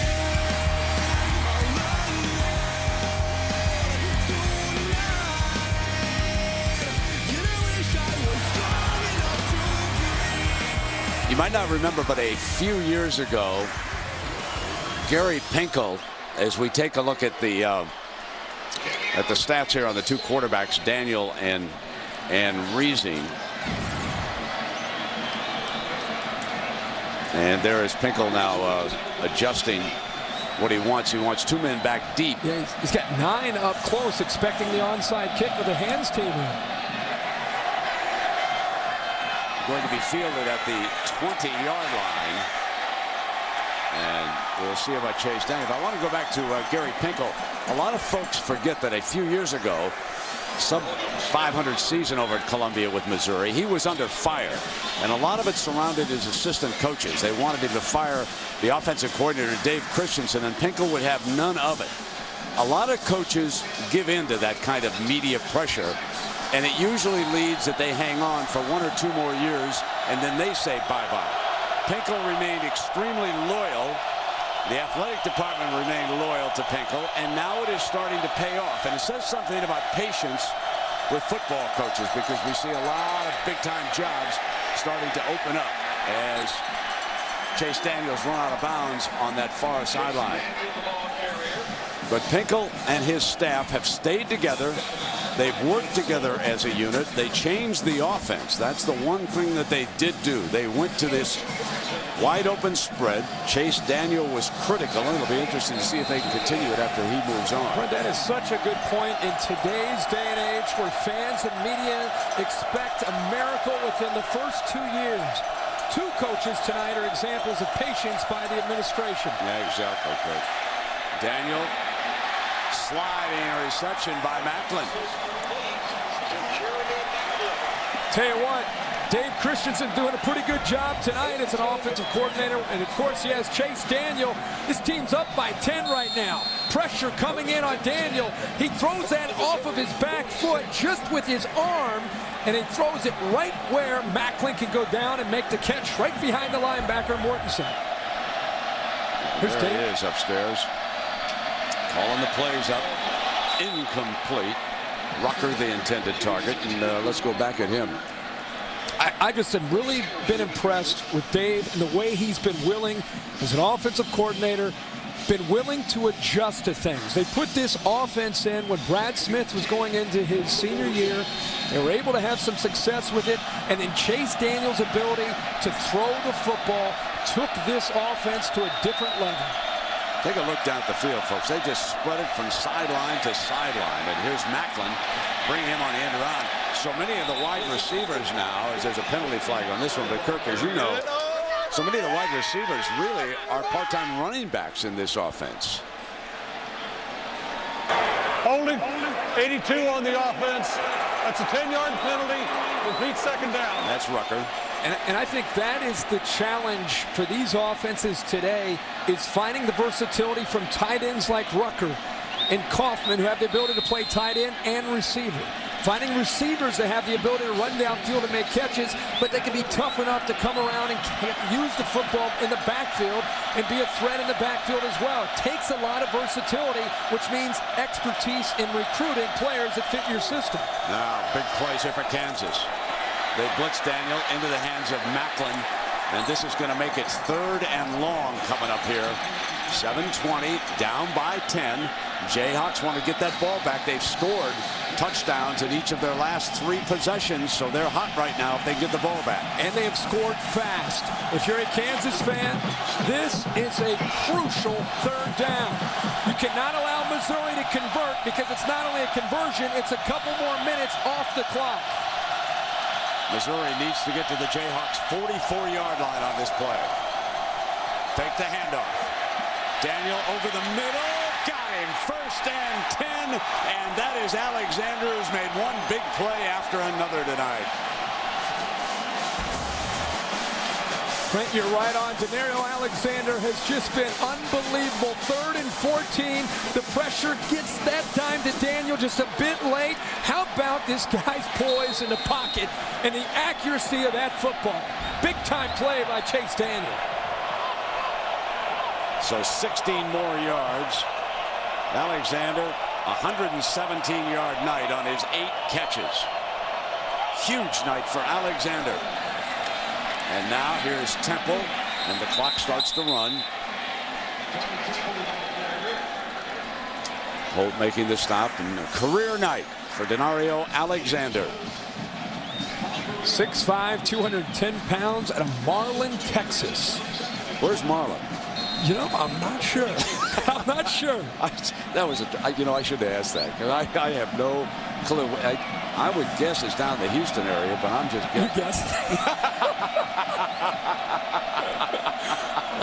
Just a gut feel. Just a gut. I was cheating. Daniel pulls it down, coming hard over to the right. Complete to Macklin. And oh, that could have been a touchdown-saving tackle by Talib. Because if Macklin had gotten into space that time, it would have been turn out the lights, folks. Well, this is a heck of a highlight package tonight for Chase Daniel. He's done about everything. And again, I want to reiterate, this team has the lead. They're continuing to attack, and Chase Daniel finds ways to make plays happen. His coach calls it, he has the it factor. And when you hear a coach talk about that, it's the intangibles that make Chase Daniel special. Oklahoma thinking about stopping it. And Temple bouncing back to the outside. He gets drilled over there by Thornton, who made a nice stop. He's a young man from St. Joseph, Missouri. We've mentioned a lot of kids, Kurt, from Texas on both these teams. It's amazing how many athletes around the Big 12 are from Texas. We'll see more down in Oklahoma. Yep. Yeah, it reminds me so much when you cover teams in the South, and you get to the Southeastern Conference, and so many Florida players, because Florida State and Florida and Miami can only capture so many of those great players. Texas, similar when it comes to creating so many players with such great skill. Second and 15 now. Time ticking away on this drive. Here comes the blitz. Complete. He puts it back in the hands of Saunders. Saunders has been efficient. One of the other things that Daniel does, Kurt, he really spreads the ball around. We've had all kinds of receivers, and Mangino wants that timeout called now. That's what makes it so tough to lock in on Chase Daniel, is because it's not like he's just going to throw it to Jeremy Macklin. He will spread it around, and we've seen him do that tonight, whether it's been Rucker, whether it's been his creativity and buying enough time. And when he scrambles, he is scrambling to be able to throw the football downfield. And the backs get involved. They spread you vertically. They spread you horizontally. 9 different receivers tonight have catches. Gives you an idea that when you get ready for these guys, I mean, it's everywhere. Yeah, it's not just a couple of favorite targets. When you use 9, that's pretty good now. You know, and we've had a chance this game to all this hype, all the talk about the winning team's going to move to #1. I wondered which of these quarterbacks and which of these teams would handle and play with poise. And Chase Daniel almost looks like he's out in a practice game tonight. You talk about poise. Yeah, he was bred to be a big-time quarterback, wasn't he? Came out of that high-powered Texas program. This time he's going to run it. And it stays in bounds. You can see the official signaling the clock is still running. Mortensen making a stop. And you cover a lot of sports. And you know, if you're evaluating personnel, you have to go by production and what he is doing. So many times coaches get caught up in, is he 6'2"? Is he 6'4"? Is he 6'5"? In this kind of offense, that's irrelevant. You have to find players who make plays and bring them into your system, regardless of how tall they are or how much they weigh.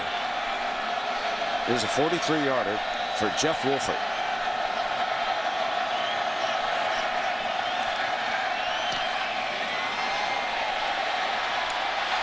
Three minutes and 30 seconds away from a rematch with Oklahoma. One victory away from playing for a national championship. Unbelievable.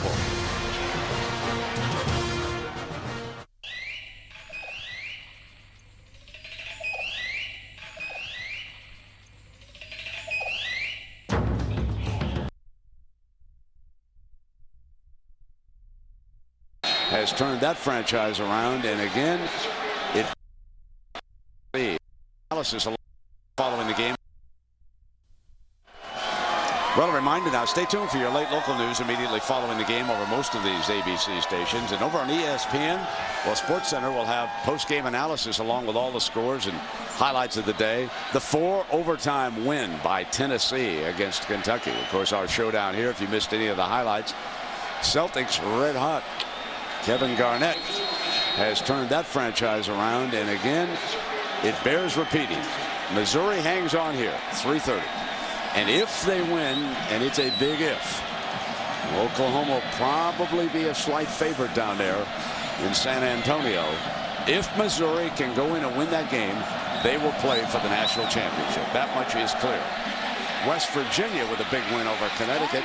They have a game next week against arch rival Pittsburgh, and West Virginia, I would guess, would be a big favorite in that matchup. Now, if you're a Buckeye fan, you're sitting there saying, Boomer Sooner, Boomer Sooner, because they knocked these guys off. Remember, Oklahoma slipped behind the Buckeyes. Then we got the Buckeyes in West Virginia. If I got this thing straight, I'll give you a crazy scenario. What if Missouri loses to Oklahoma and somehow in the backyard brawl rivalry game, Pitt accidentally beats West Virginia? Ohio State and who? Oh, we have two lost teams. Georgia at 10-2. Well, now, wait a minute. Georgia gets to Even though they're not. How about LSU if they win, though? Would you take? LSU lost. You jumped off the LSU bandwagon. Well, I mean, you lose like that. They've been floating with you. You lose late. I would take Georgia over LSU right now. What about Oklahoma? Oklahoma? You know what? I personally think Georgia and Ohio State if those two slip out. You know, off the record, I want to see Ohio State in Pasadena. I know the tackle is shaking there. Me and you up in the booth looking down in the field. USC and Ohio State. Are you kidding me? And you know, Jim Trussell has never taken the Buckeyes out to Pasadena. He'd love to be out there because he wants to win a national championship after getting drilled last year, I'm sure. Yeah, they just go to the Fiesta Bowl, the national title every year. Exactly. That's why they don't get out there. How about USC back in the hunt for the Rose Bowl with Oregon without Dixon? And hasn't it been an unbelievable year for quarterbacks? You guys at Game Day should do the quarterback saga of the Pac-10, you know? Yep. I mean, it's been unfortunate. How about Oregon today? They look like a different team without Dennis Dixon. They couldn't do anything with that. But it's all about Missouri and Oklahoma. Missouri wins. They're in the national championship against West Virginia. Second down and 10, and Reesing. McAnderson, the running back, stopping the clock. Still 3 minutes to go here, and they're milking it again, coming right back down the field. Here we are celebrating a Missouri victory. There's 3 minutes to go. Mark Mangino saying, fellas, we're not done yet. We score here, cover an onside kick. Win this baby 35-34. I love it. That's good, man. Reesing. He's in trouble now. He gets a good block. Downfield. Deflected. Incomplete. Kerry Meyer was the intended target. Justin Garrett. I like what Reesing's trying to do here. And a lot of quarterback coaches are going to say don't throw back against your body back in the field of play because there's so many defenders that can make that play. And he was pretty fortunate that Moore didn't come down with that interception. Here's your fourth down.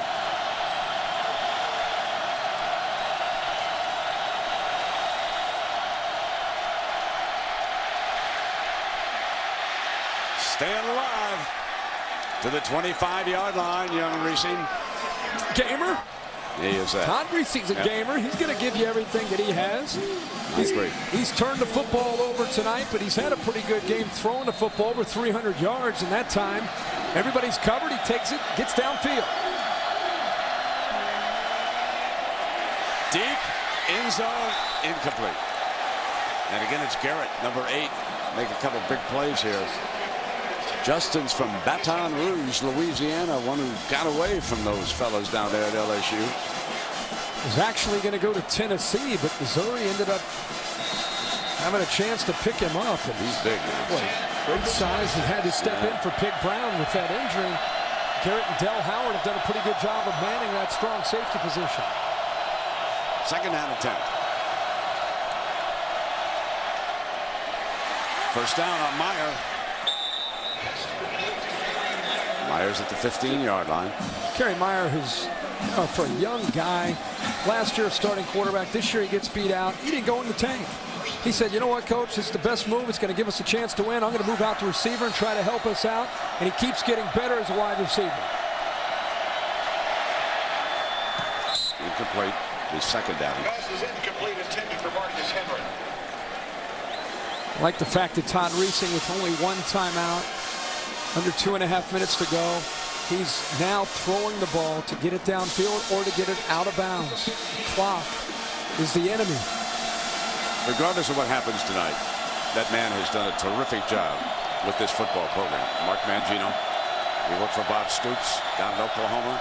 Worked for Bill Snyder at Kansas State. 2nd and 10. Comes in underneath to McAnderson, and he battles for that first down and crosses the 5-yard line, so it'll be 1st down and goal coming up here with 2:17. Well, that was huge. That effort by McAnderson and getting across the 1st down line allowed Kansas to get up. The clock is stopped, gives them a chance to get the play called.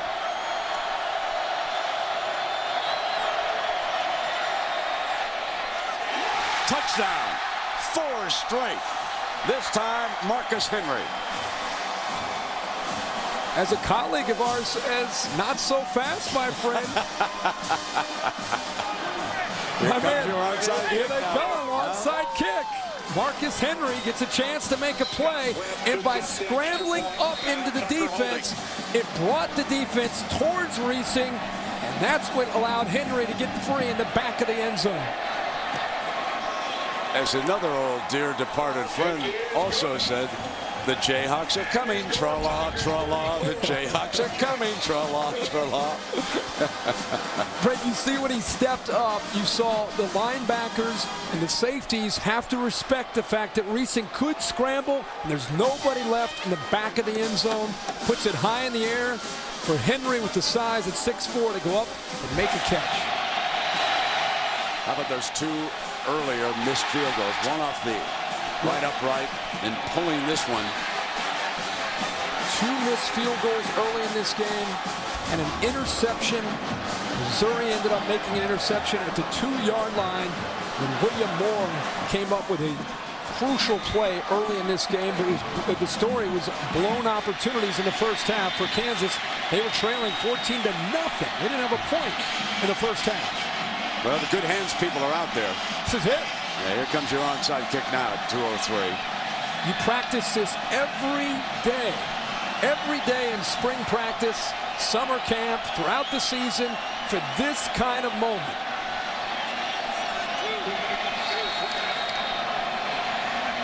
Kicker's got a chance to be a hero right here. Put it in the air, give your guys a chance. On the 30-yard line at the left hash, Webb bounces it. It is fielded, and it is Missouri football with 2:03 to go. And that is Tommy Saunders, a wide receiver, one of the good hands, folks, who covered that up for the Tigers. I'll tell you something, Tommy Saunders, to me, quietly has had a tremendous game for Missouri. We've talked about the abundance of skill players, but Saunders is one of those blue-collar guys that always seems to come up with a big play when Missouri needs it. Number 84 tonight in white. Great game. The Jayhawks have 1 timeout remaining. And running, Tony Temple straight ahead. This isn't the NFL. Play clock starts when all the players get up. Missouri will be taking their time. That's why Mark Mangino's yelling at the officials to get Missouri up. And let's see Chase Daniel, who's been in hurry-up mode for the entire game. Can he run 25 seconds off the play clock? Is that possible in this offense?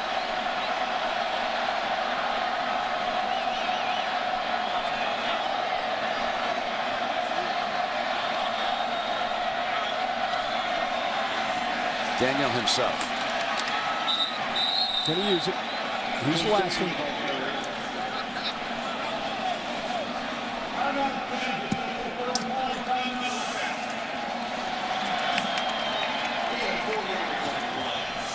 First and 10, of course, would stop it, but it would be over if they could hang on to the football. So 1:15 left, and Gino stops it. 3rd down and 5. Minute 15 to go.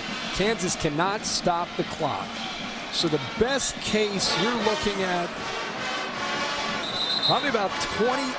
If you're Kansas, your best case would be to stop Missouri short. You can't stop the clock. There's probably maybe 20 seconds remaining. 15 to 20 seconds remaining. That is if you come up with a stop. Here on 3rd down. Going Chase Daniel. My man's winging it. He's going to throw the football. The way Missouri's been tonight.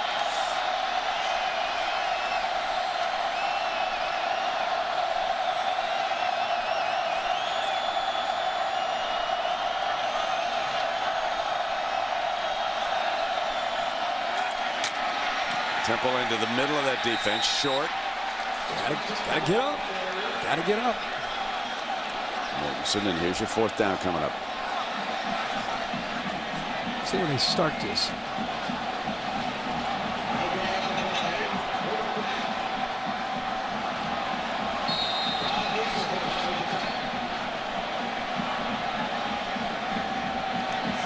Pinkel having conferred with his coaches upstairs, and Daniel checking with him.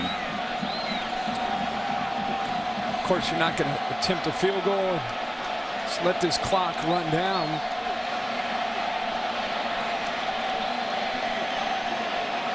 Looks like they're going to take 5. Delay, offense, 5-yard penalty, 4th down.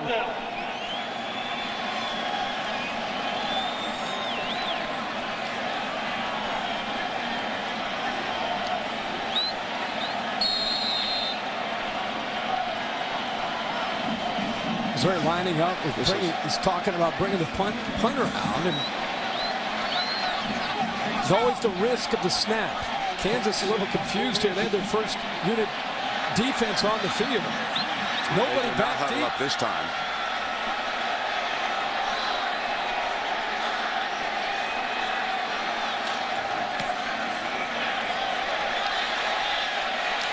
One final shot. Down at the 9-yard line. Talib, the return man.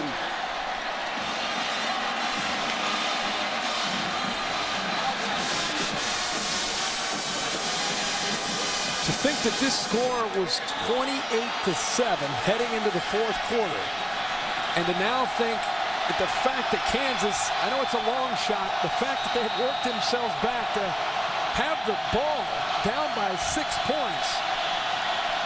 Pretty amazing 4th quarter by the Jayhawks. In trouble. There's a safety. 36-28.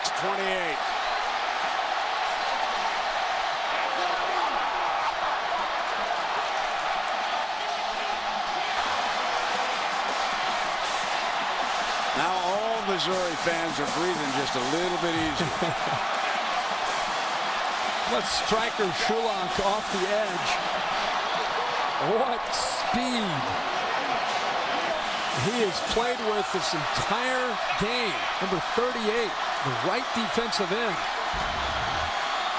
Just speed right by Collins. Comes in. Little assistance there from Lorenzo Williams.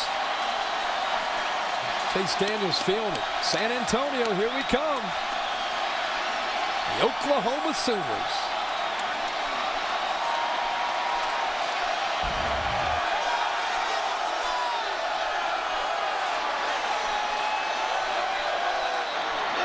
We're going to get you on ABC.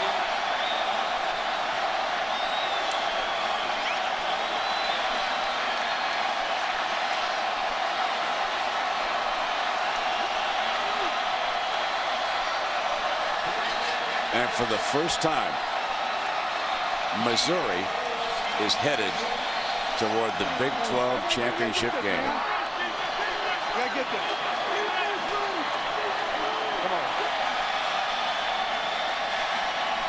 The Mizzou fans are feeling it, starting to chant, "We're number 1." And it'll be a vote between West Virginia and Missouri. He took a knee, I believe.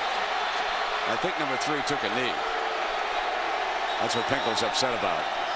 He fielded the ball and knelt down. See if he didn't take a knee on this. Yeah. See if he didn't kneel down. Yeah, Marcus Woods on the return takes a knee. And the Jayhawks still want that football. So this will be the last snap. Victory formation for Mizzou. the border belongs to the Tigers. Hello, Oklahoma. And for Mark Mangino and the Jayhawks, they'll now go back to Lawrence and await their destination. They'll be headed to a good bowl. Remember, they can still get one of those BCS at-large berths. Sitting there with a record of 11-1, the Kansas Jayhawks, with all these fans who travel, they're going to be very attractive. And a team that is just one win away. And it'll be a tough game against Oklahoma. Missouri could wind up in New Orleans. Let's check in now with Lisa and the winning quarterback. Chase, with 2 minutes left to go, you look up, it's 28-34. What were you thinking? They wouldn't die. Kansas never died, and we played our hearts out so today, but we came out in the win. And you looked very excited when that safety got put up on the board. What were you thinking then? Hey, here we go, San Antonio. You know, it's the start of our journey right here. We got a cool couple weeks coming up, so we got to take care of business. You told me earlier this week that you played some of the best games of your career in cold weather. What's your secret in this cold? Just don't even think about it. It's just any other game. You know, it was good to come out here. You know, our teammates made plays, our defense made plays, and we finally won. Now, Kirk and Brett made the point that you got the ball to 9 different receivers. What does that say to you? We have 9 different receivers that can make plays, and we're all playmakers, and it's a good thing to have. All right, congratulations. Thank you very much. Bang the drum loudly.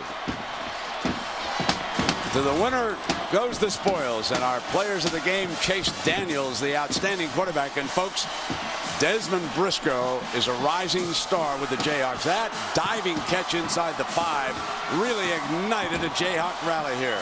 But Chase Daniels was too much.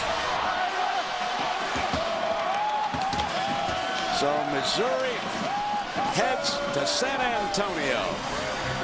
Once again, they win the Big 12 North 36-28. Next week at 8 Eastern, the Dr. Pepper Big 12 Championship, Oklahoma and Missouri. For Lisa Salters, Kirk Herbstreit, and our entire ESPN gang, I'm Brett Musburger saying so long from Kansas City.